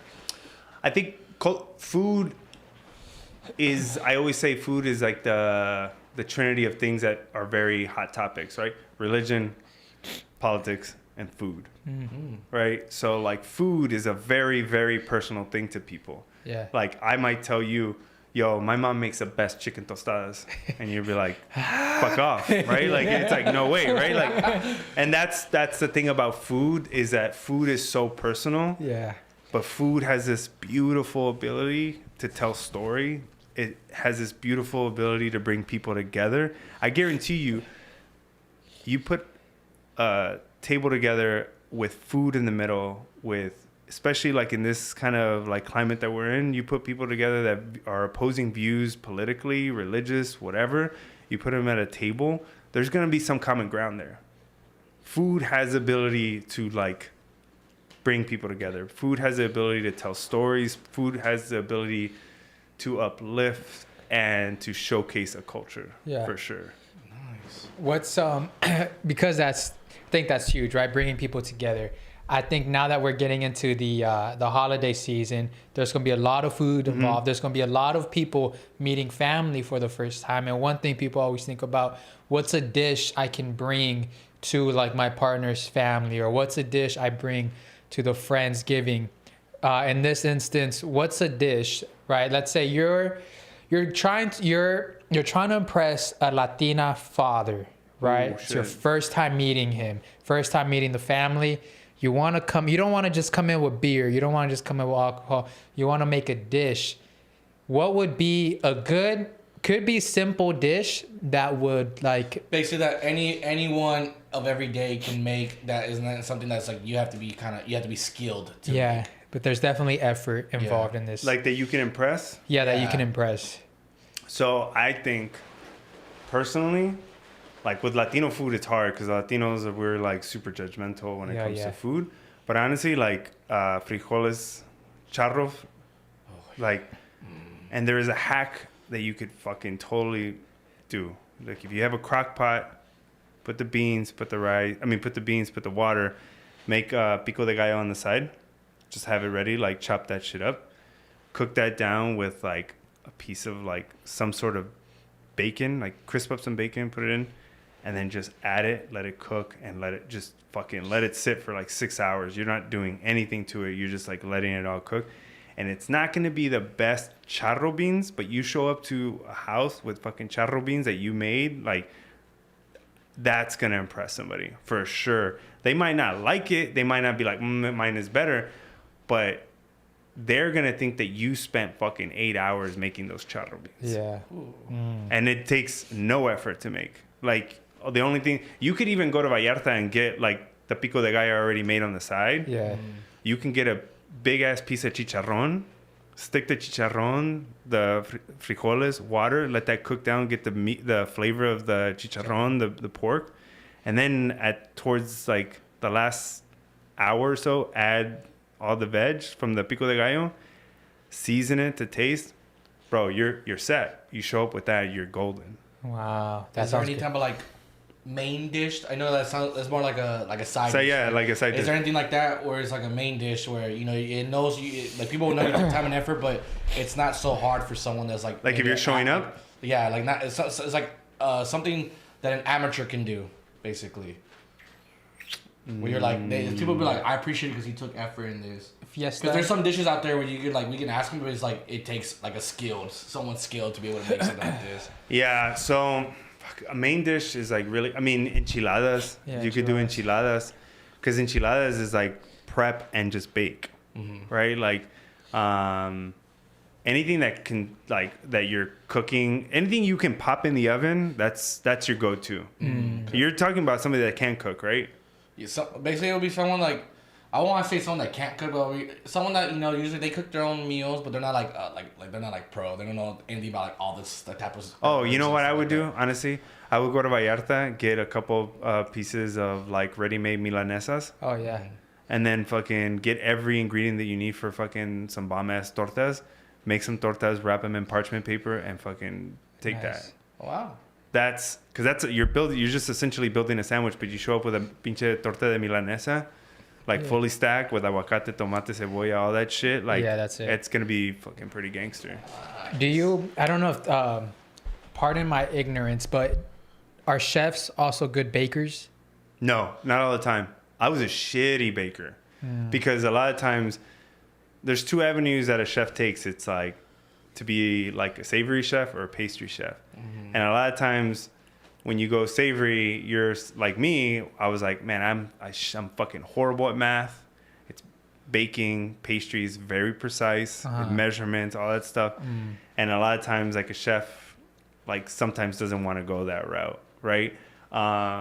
So you're not technically a good baker if you're a chef. I've gotten better at baking, but it's definitely not my strong suit. And they say it's like a personality thing. For sure. Like a baker and a chef are like two different personalities. Yeah. And that's why most big restaurants you'll have the CDC or like and then they have a head pastry chef. A head pastry chef. Yeah, and then pastry and baking is completely different, right? Like if you have a bakery from a pastry, like some people go into baking to be a baker because they like going in at 3 a.m, being by themselves in the kitchen. Nobody fucks with them. Nobody does anything. They're just folding dough and all making prep, and then by like 11 o'clock they're gone. On. right? Like pastry is more like cakes, pies, like a lot more. Strudels, Yeah, exactly. Gotcha. So the bakery is more like it's just the guy with the dough, with the bread, with just he's like making and a lot of those like people like solitude, like they like quiet time. They don't like to be fucked with. They're just like in their zone. They're like, I used to know this baker where he would fucking put heavy metal and be by himself 3 a.m, just rolling fucking just pounds of dough, and in it. And he didn't like anybody working with him. It's funny because like baking sounds so sweet and innocent, like doo doo doo, but he's listening to like. Dude, you'd be surprised. Some of the best bakers, some of the best pastry chefs I've come across in my like career, my friends, are these like hardcore pinche rockeros, like with the softest, most delicate like technique. Yeah. It's wild. It is amazing. Wild. You hear the song, roll that dog. He's rolling just like. Since happy October 1st. I want to ask, and we'll get to it after another commercial break. Yeah. Do you have any like scary stories, or maybe even kitchen horror stories? Oh yeah. So this is a story that, and actually we were just talking about this recently. A chef I used to work for, he was a chef during like the mid 70s through the 80s, and he said that he used to work at this pizza parlor in Santa Monica, like in the 70s when he was a teenager, and they used to have like, you know, the big mixers, right? Yeah. And that this girl, she had long blonde hair, and that one day, like, she's walking by the mixer and she like turns around, somebody calls her name and like turns around. Oh no. And her hair gets fucking caught in the mixer as it's mixing, and it like takes her in, and like a piece of her like scalp got like ripped the fuck off. It's the most gnarly thing. They were able to unplug it, but she like got scalped on like one side of her head. That was like the most gnarly thing. Sounds like a Final Destination thing that would happen. Dude, it was wild. It always like made me, mind you, I fucked around and found out with the mixer, but it always made me like very cautious and scared of mixers. Like, after that, I was like, oh man, I don't want to fuck with that. Yeah. Something that scares me about cooking is just gas. Like gas just scares me. But I have a scary story that happened to me recently, but we'll get to it right after these breaks. There's nothing better than knowing someone has your back. Like when your friend calls you out of a bad date. That's love. That's care. That's guarantee. And that's why we like AT&T, because we know AT&T has our back. Staying connected matters. AT&T has connectivity you depend on, guaranteed, or they'll proactively make it right. Restrictions and exclusions apply. See att.com/guarantee for full details. And we are back. Thank you guys. Thank you, AT&T.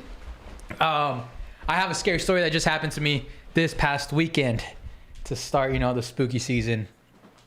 I recently went to the Queen Mary, and I've been a very skeptic about the Queen Mary because it's any place that charges you for a ghost tour. I'm like, it's not like they're just trying to take your money. Yeah, you could be fucking with me too, Yeah. Like anything that you cause to happen, it could be someone behind the scenes or something. Yeah, like right. That. Yeah. So that's what I was thinking about, and we go into the Queen Mary, and it's a great tour. I'm learning so much, and I nothing scary has happened. Like as soon as we did get there, as soon as we got there, they're doing like the intro where they where they steer the ship. We're there. It's 8:08 p.m. and like the horn just goes off really loud. It just like super, super loud. And we all get scared, even the tour guide. And he's like, that wasn't supposed to happen. The ship closes at 6 p.m. So that's the last horn is at 6 p.m. And now it's 8. So we're like, okay, whatever. Mind you, Dark Harbor, the scary attraction is happening right next door. So I was like, okay, maybe it's for Dark Harbor, right? Yada, yada. We're going. Now we're entering. So there's a story of the Queen Mary. It collided with the ship that ended up killing about 300 people on the other ship.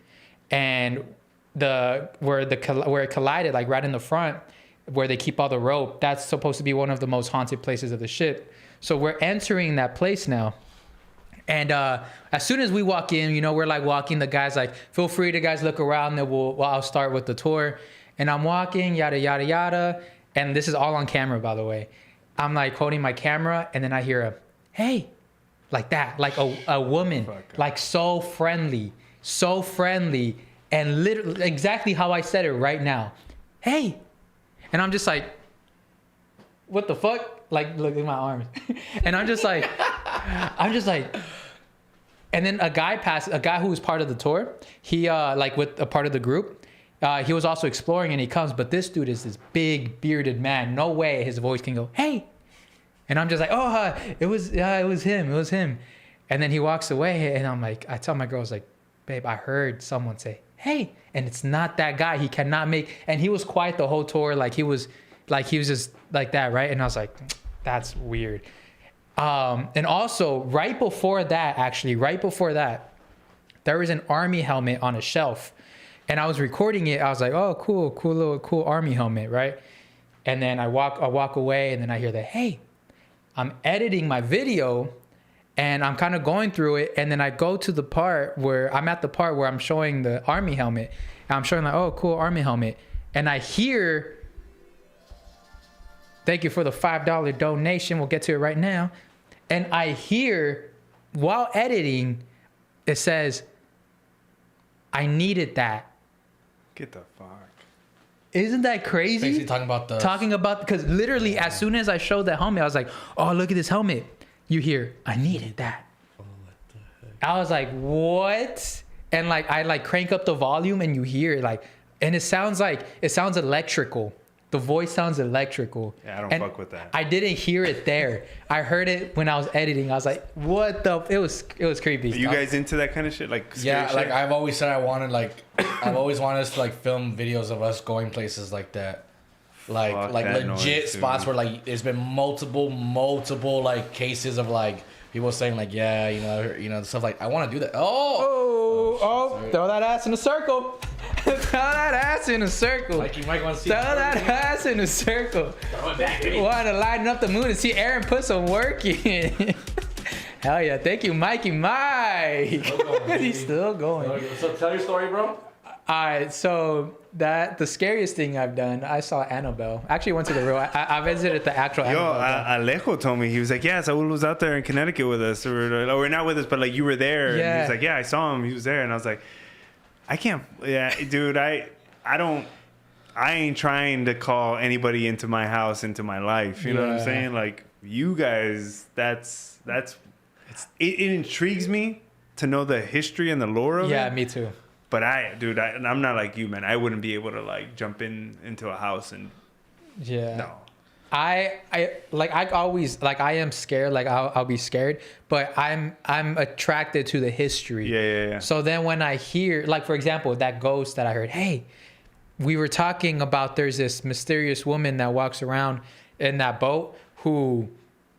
So after the war happened, all these brides, all the soldiers impregnated a lot of women. And for those women to get citizenship, they had to like personally meet their soldier husband, like their GI guy, right? So they had to like personally meet. So she went to that ship to personally meet. But I guess her husband or the guy that had like her baby daddy ended up dying in the war. So her ghost stays in that ship waiting for her husband. No.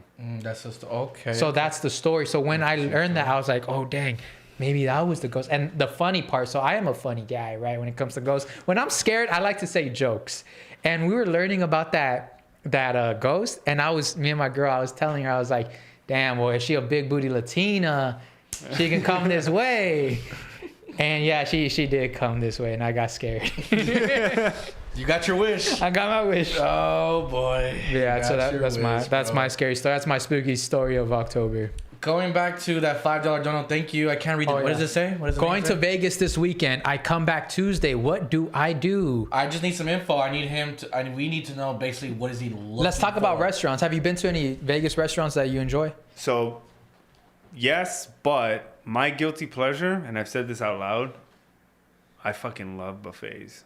Really? That is. I love me some interesting. buffets. Like So sad they got rid of like all of them, man. the Win. Do they not have the Win? The anymore? Win, yeah, the Win buffet and the still there. Bacano one are basically the two ones that are The still Win is like there. my favorite. The Win buffet is like you can get anything. Like, I would stick away. Honestly, I would stick away from celebrity chef restaurants because like they're super gimmicky or whatever. Like, go off the beaten path. Like, I would honestly go off of the Strip.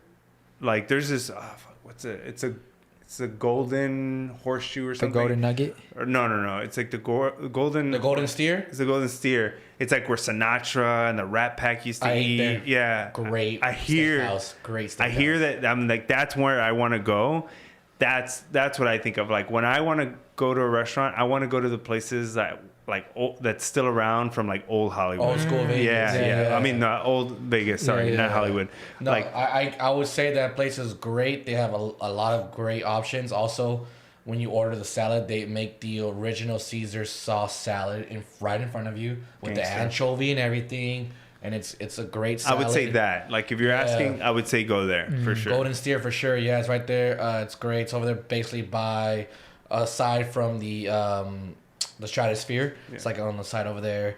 I would say visit there's great restaurants. Yeah, you know, visit- there's a lot of great restaurants in Vegas, but definitely Vegas has a huge food scene off the Strip. Yeah. You got like, of course, like they have their own type of like, you know, like Chinatown and all that stuff. It's a lot of great foods that locals go to that they'll be like, stay away from the Strip, just come here because they do have a food scene. They have a very like huge, like quickly rising food scene. Out there. Hey, yeah, for sure. Yeah. You know what's really big there? Hawaiian food.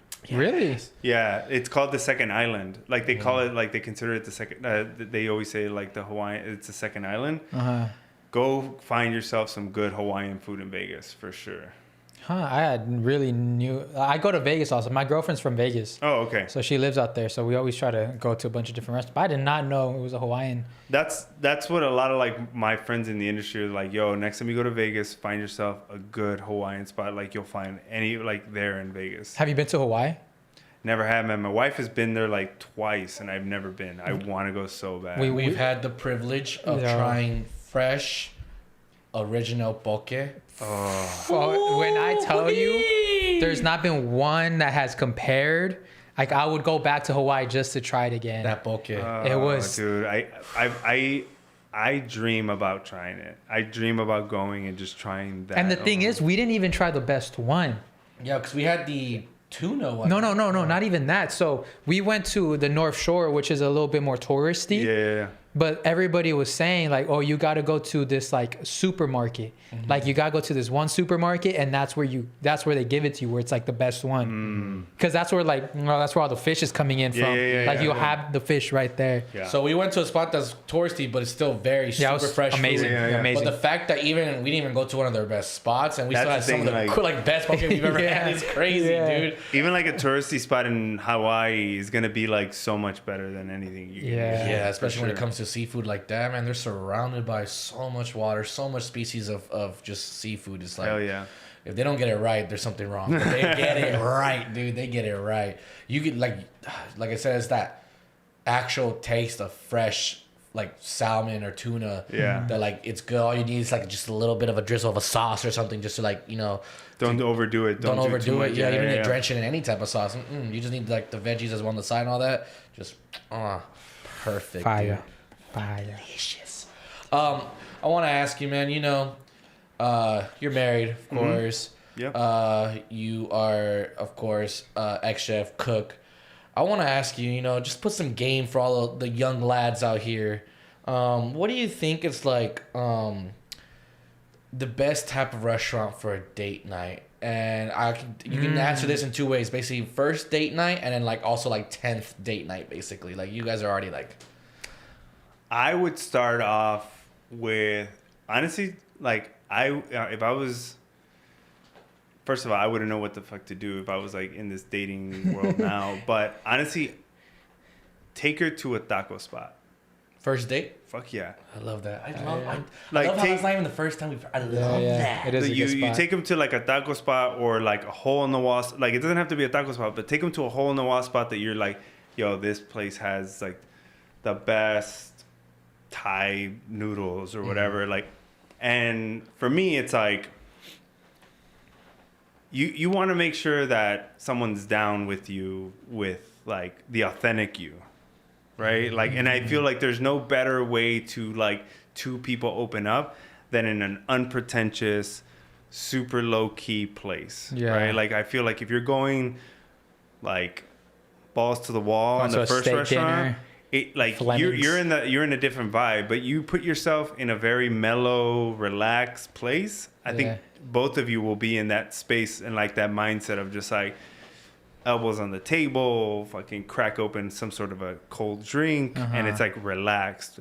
Now, you know, some might not like it. Some might be like, this is not, I'm not impressed by it. But then you know it's not the one, right? Like, so. With that in mind, actually, I don't know if you've seen that viral video of this girl who brought tacos and horchata to the first date. Have you seen that video? No, but that's gangster as hell. Yeah, and then the guy stood her up. And the guy stood her up. It went viral, like she was He stood her up? Yeah. You want to see it? Yeah. But that's she made homemade horchata, right? Yeah. And then she made the tacos or she bought them? Like, wait, so she showed up to the date and the guy bounced out? Like, he never showed up. They promised the time and date. And she told him that she was going to make him that? I think it was a surprise. No, it was a surprise. Damn. All right, check this out. That's Ready? Wow. That's... All right, just hit play. This is... The guy who flaked on me on our date. I just wanted to show you what I was going to bring to you. Now that you're ghosting me last minute. Damn, that's foul, dude. So, I'm Latina. I got you some tacos. God. Really good. They're my favorite tacos, please. I made you some homemade horchata. Damn. Because I said you like that, and I made it. And some Mexican corn muffins. Get the fuck out of here.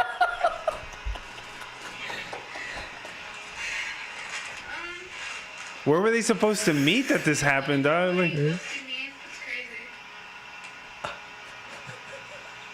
it went viral? Yes. I mean, I'm assuming it went 38 viral. million views. Crashed out, you guys, but She already crashed out. Pobrecita, man. Damn. you can only imagine how that shit feels. All you had to do is answer the phone. Has there been a response on the guy's part? Nope. No. Nope. There has been a debate about this video. Like if it's real? No, Oh. that if it's Too much. If it's too much for a first it's date. Just a sweet thing to do. or if it's just like her love language. Like, So here's the thing. Like, we don't know the backstory of like what kind of conversations. Because the guy's like, because she said, you mentioned that you said that you really like horchata. Like, was there a situation where she was like, I'd love to make that for you. I would totally do that for you. I think that's open season for the girl to show up with something, right? But like, I understand the controversy of like someone showing up with a whole meal, right? She came out with the straight like Kool-Aid. yeah, sauce. I said, He said and he I thought took the heat. Yeah. I said that she did too much. I don't think. Look, personally, I think it's a great gesture of somebody cooking for somebody. Yeah. I don't know if it's the right move for a first date though. Like, because it doesn't seem that they agreed on, like, yo, I'm gonna cook for you. It seemed like the guy just didn't know, right? So it's like maybe it seemed like they were gonna meet up for something. I personally wouldn't cook for someone on the first date. That's like a real personal thing. That's real like. For me, at least, it's like you. No, though you're asking.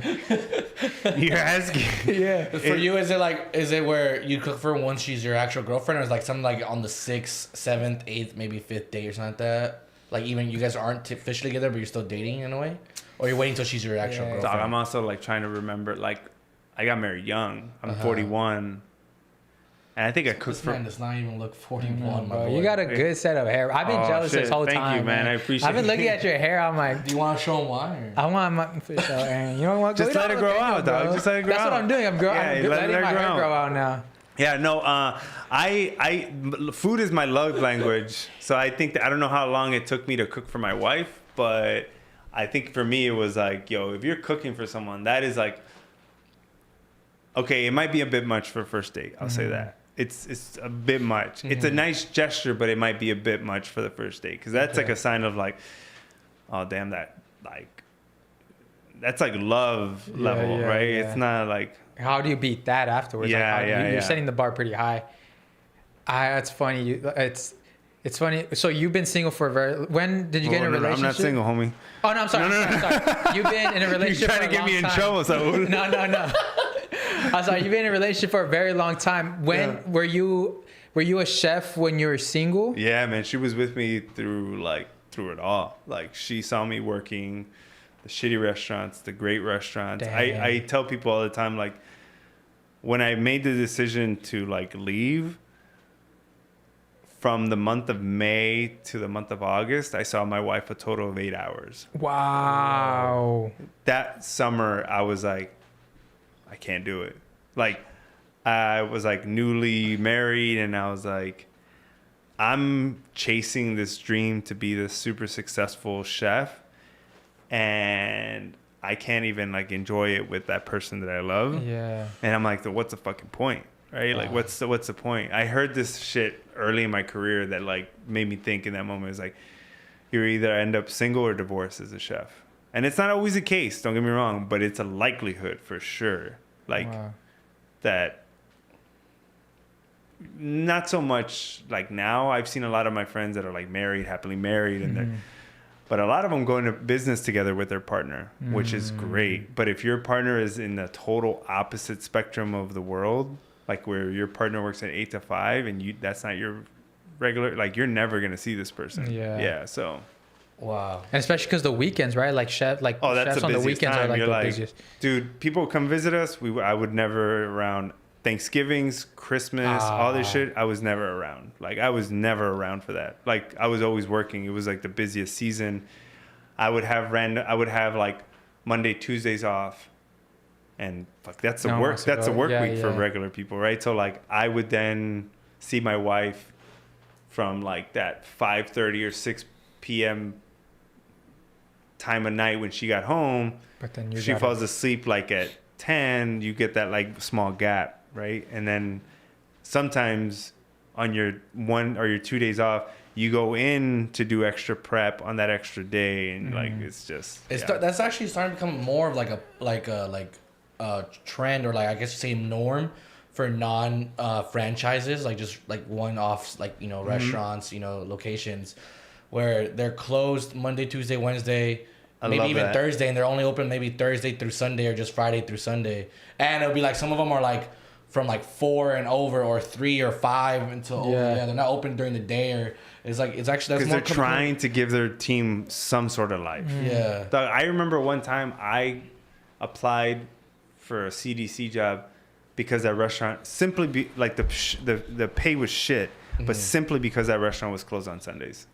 I was like, fuck, I want to work there because I would love to have a Sunday off, right? Yeah. Like, but yeah, I mean, like, you, like, having that,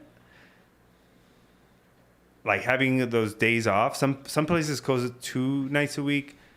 Some places are never open for lunch, which is like great for a kitchen staff, that you don't have to like build up for lunch, break down, build up for dinner. Every fucking cook hates brunch.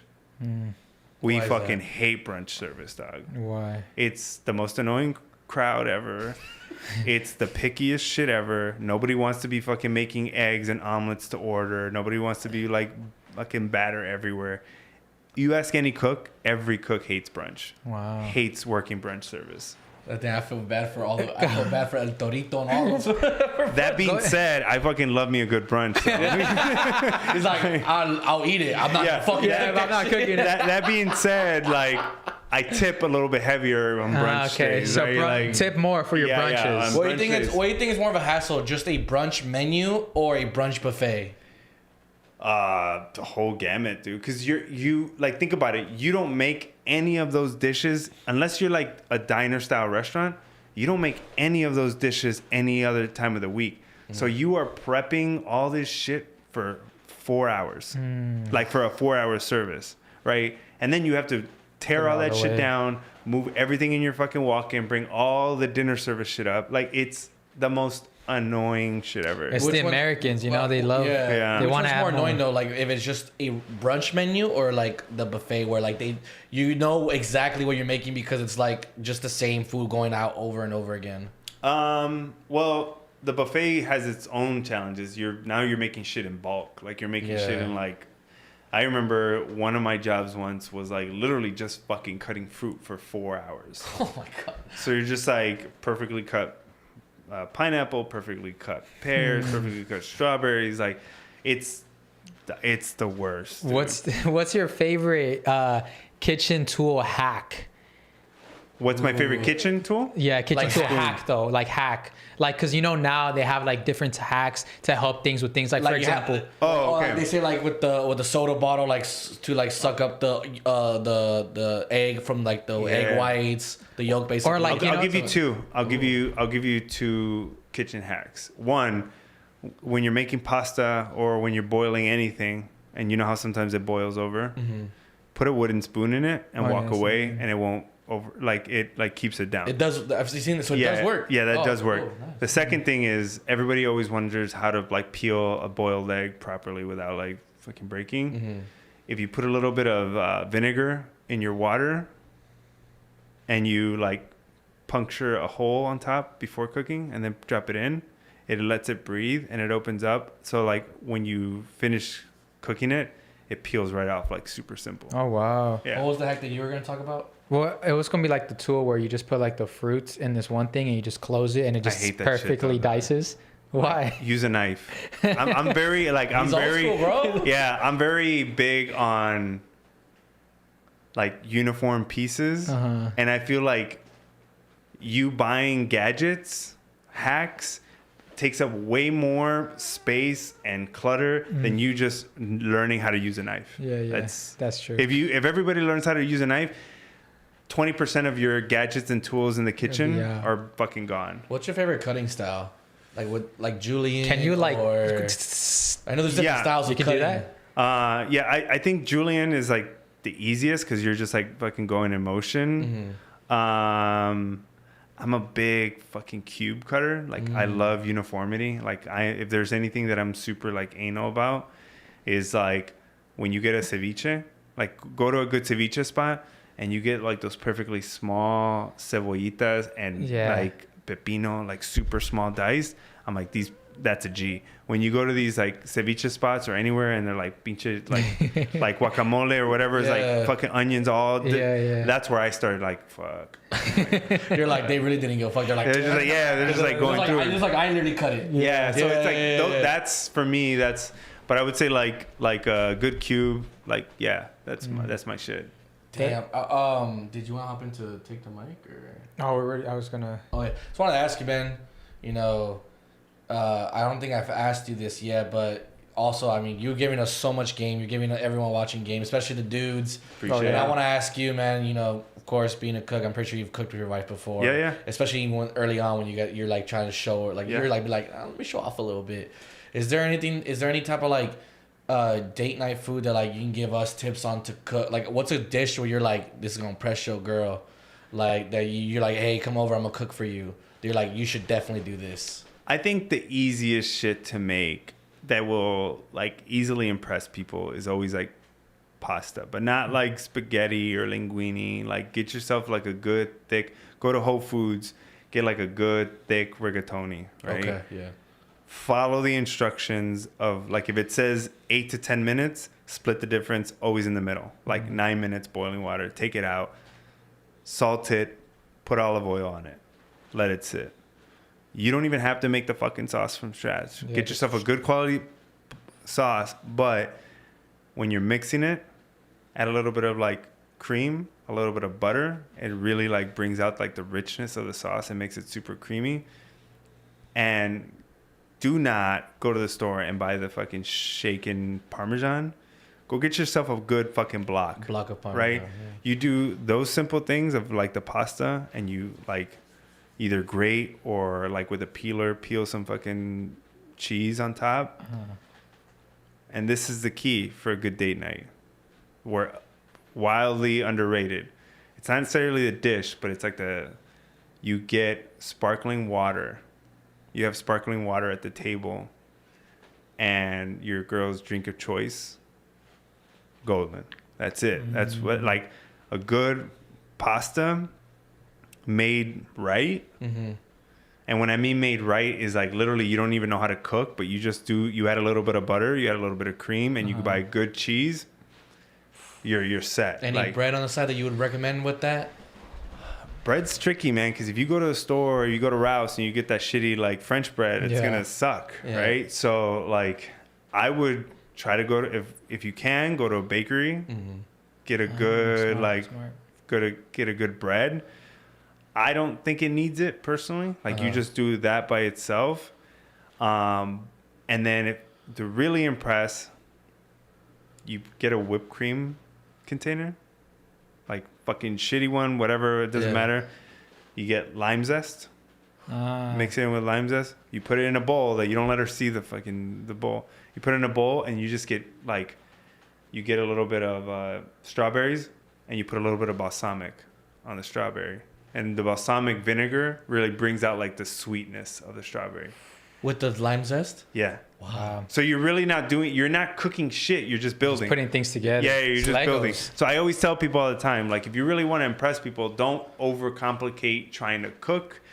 Find something that's easy to build. You heard. Would you add any protein to that pasta? Any type of, like, what would be your choice? I wouldn't do chicken because half the time people overcook chicken. Yeah. With a rigatoni, I wouldn't do, like, honestly, if you could find like some pancetta and dice that up super small, Like small, yeah. like super like small. Like you're talking about like bacon bits. Yeah, like basically? mix it in like that. That would be solid. Ooh. But I wouldn't add like a heavy protein. I wouldn't add like beef or chicken.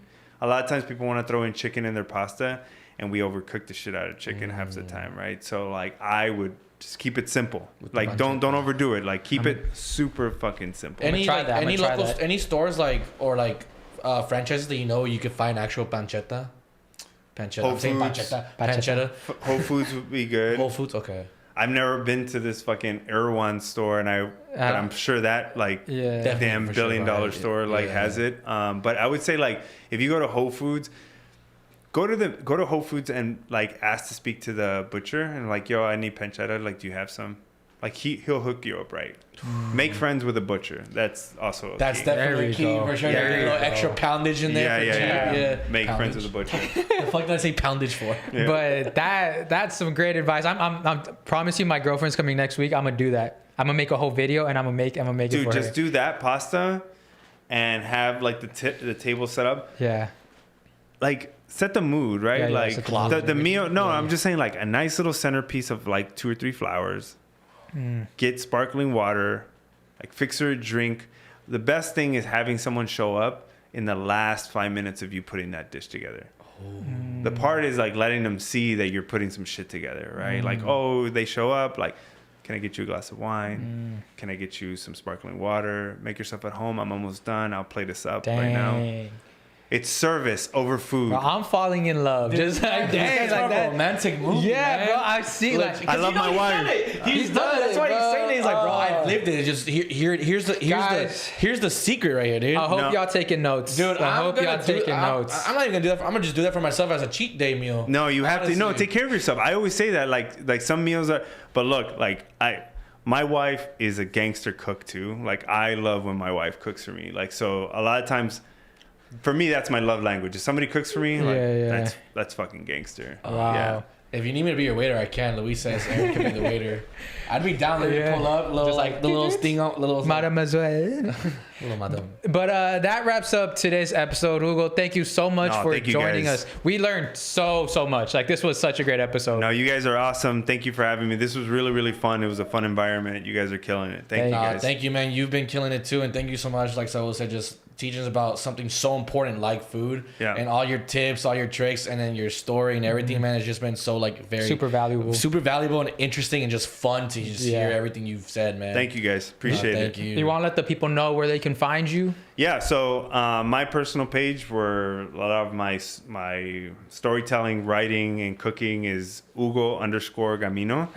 And then as the head of culinary strategy at Hispanic Kitchen, at Hispanic Kitchen on TikTok, Facebook, and Instagram. Check us out. We are an extension of Me Too, the Me Too family.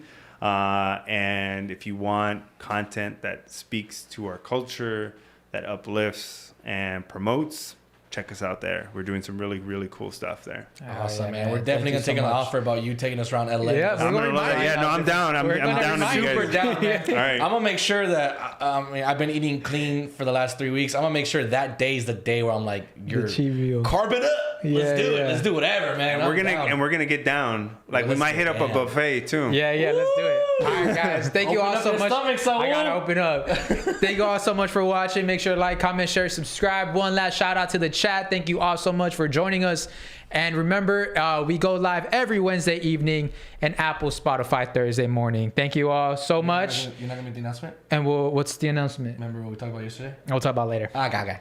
Thank you so much, y'all. I'll see you next week. What about the socials? Oh, follow me every social media platform at Saul V Gomez. Follow me at _IE. And yes, Luis, you are right. I just know Hugo makes some mean chilaquiles. That is facts. That is facts. We'll see you guys next week. Bye.